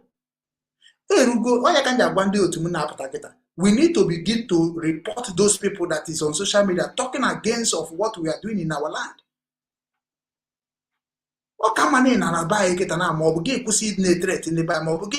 Support people that don't want to come out and be open.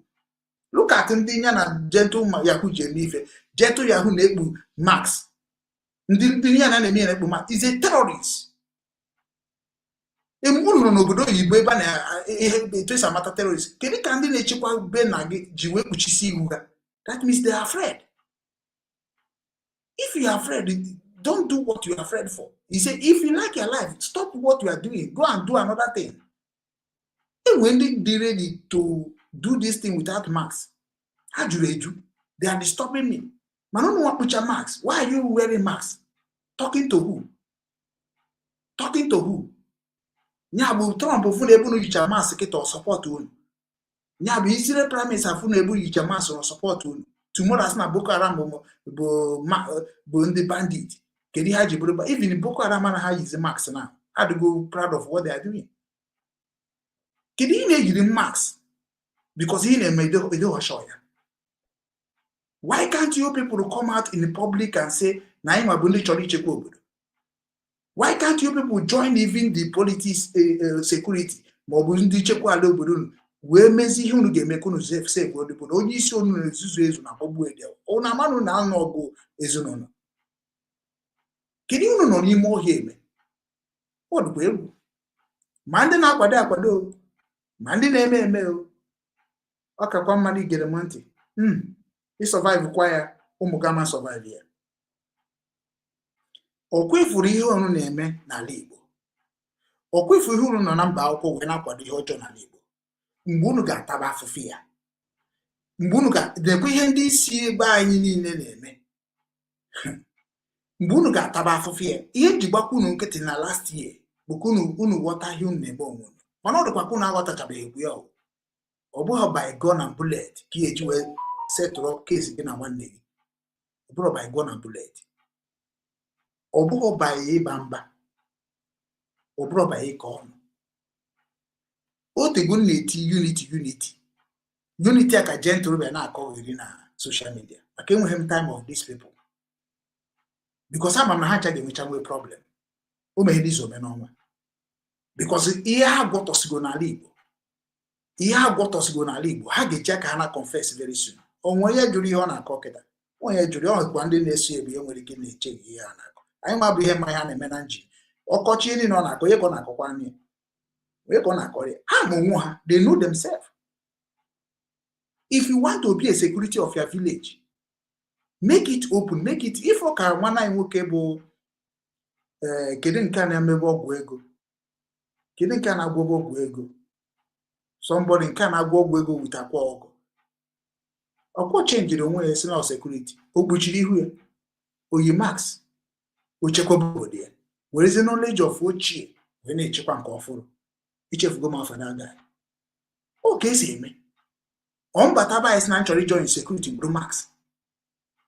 Kini ya Brumax for? Jugudun dia gini ka Brumax for. Ndo to Jukwe Brumax. Ndi na azo Biafra Juku ndambi Juku or whatever. Brumax. Jugudun do to na gini ka Brumax. If they are not terrorists. Because in buying the kanyo mabu original Biafra ga upon their terrorists. To God how about Hawaii also.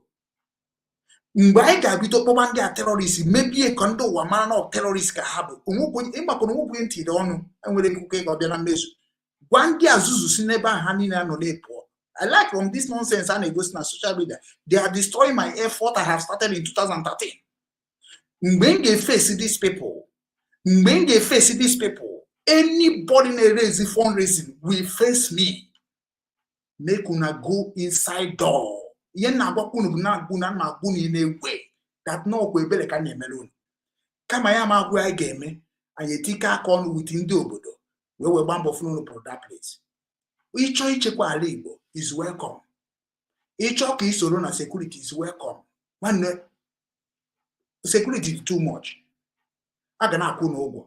Mana okwefu na ohia ahụ no. Okwefu maso na Chineke ga-akpu na ọkụ very soon. Chineke ga-egbusisi unu very soon. Ndị Igbo anaghị eze eme ife. Ndị Igbo karịrị okwu ha kotere. If you know that you are not rich enough to secure your land, man they abịakwa na that place. Ọkwa ihe akụrụ megidere ana-atụ uji release na dịka na-atụ uji release Simon. Ọkwa ihe unu na-eme bụ ihe na-ebute this kind long time of inweta onwe ogi because Biafra enwere ebe ọ na-abịa unu cha niile na-eme okwu Biafra bụ ndị ori. Maka ọ bụrụ na abụghị ndị ori gịnị mere na anyị niile adịghị ekwu okwu ka anyị na-aba anyị? Ọ bụ na obodo oyibo kwuru na owe na-eme Biafra ka anyị na-anaba anyị n'ebe unu na-feel n'ala Igbo ga-adị mma ka anyị chere na ndị isi Biafra na-ati ihe na-akpọ massive return back home ọmụ wepụtara ya ka anyị nabara ọ bụ na onweghị ajọ ihe unu mego n'ala Igbo gịnị ka unu agbara ọsọ n'ala Igbo?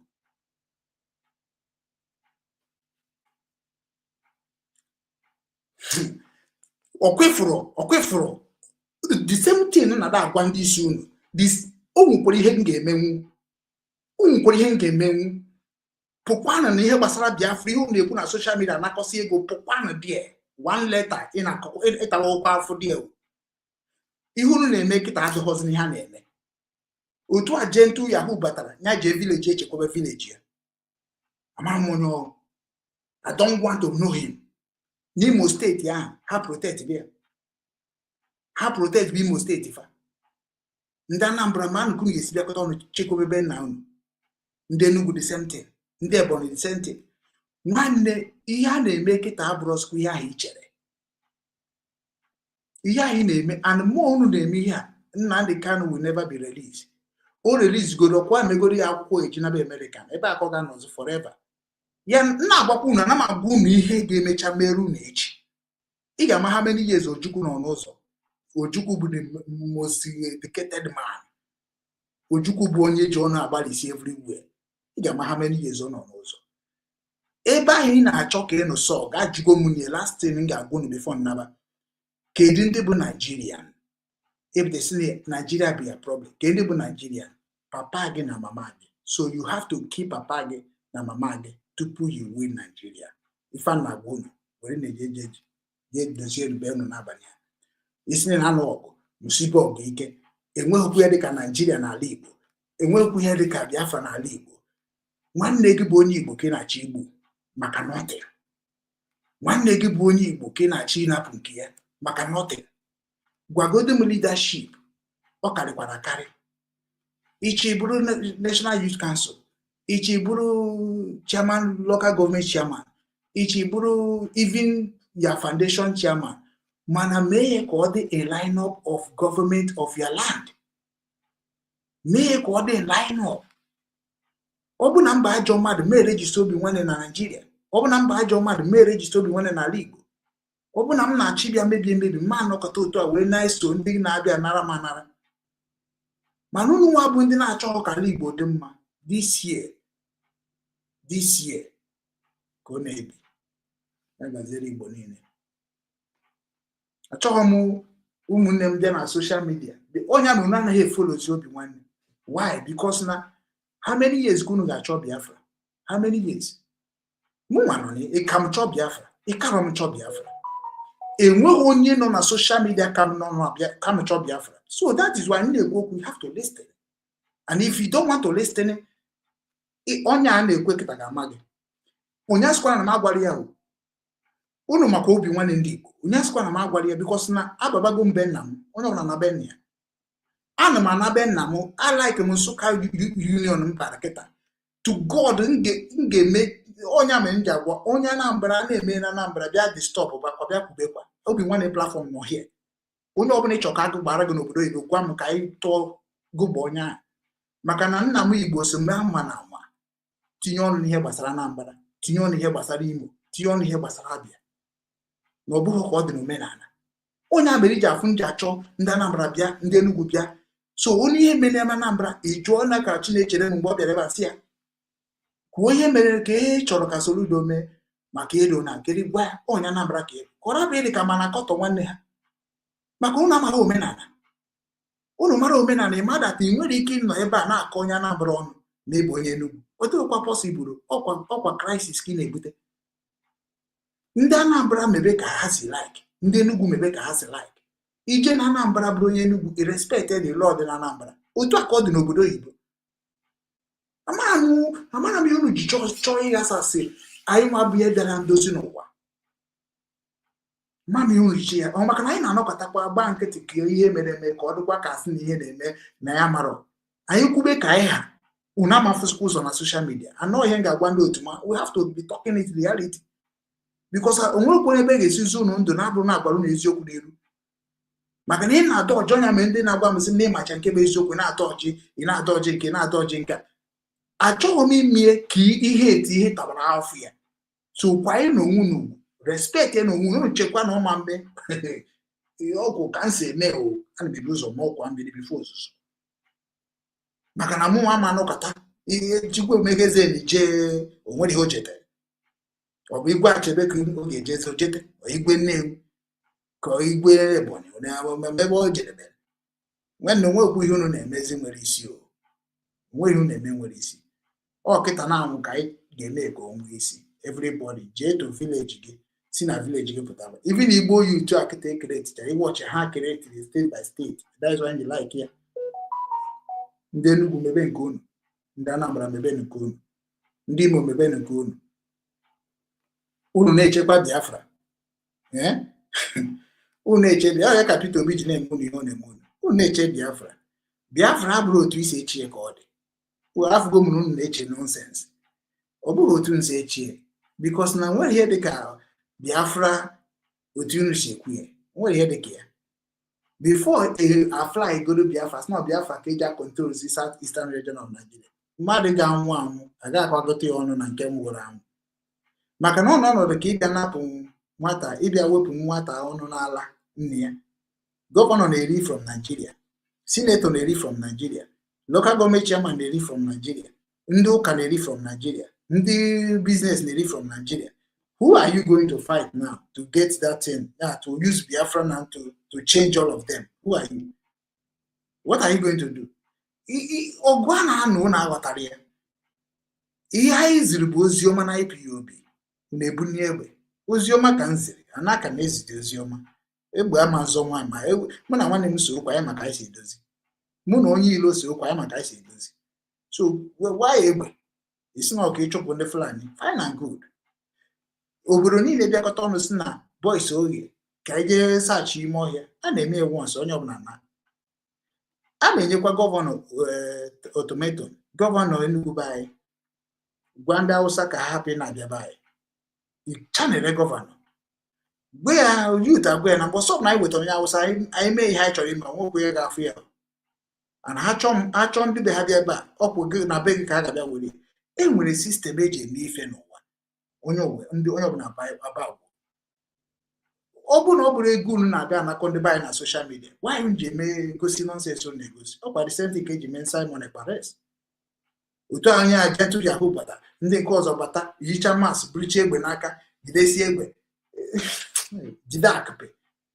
everything eji na-egwu egwu jisie n'ike ndapụ ka Chukwu ka abịa ma gozie unu abụ ndị chọrọ udo ma ndị na-achọghị udo ka anyịkwa n'obi ka ji n'aka.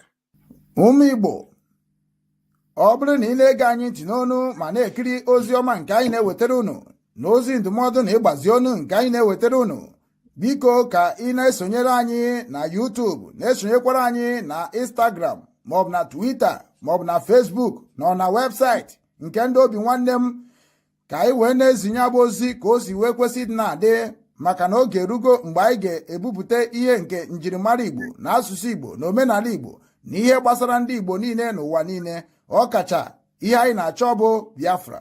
Ị ga na-afụkwanye abụ ozi ka ọ ga na-abịa, ị na-esonyere anyị ị ga na-ama mgbe anyị tụpụtara gị ozi nke dị mkpa iyi amara ma wee marakwa ị ga-eme ngwa ngwa ka emeghara ọdachi.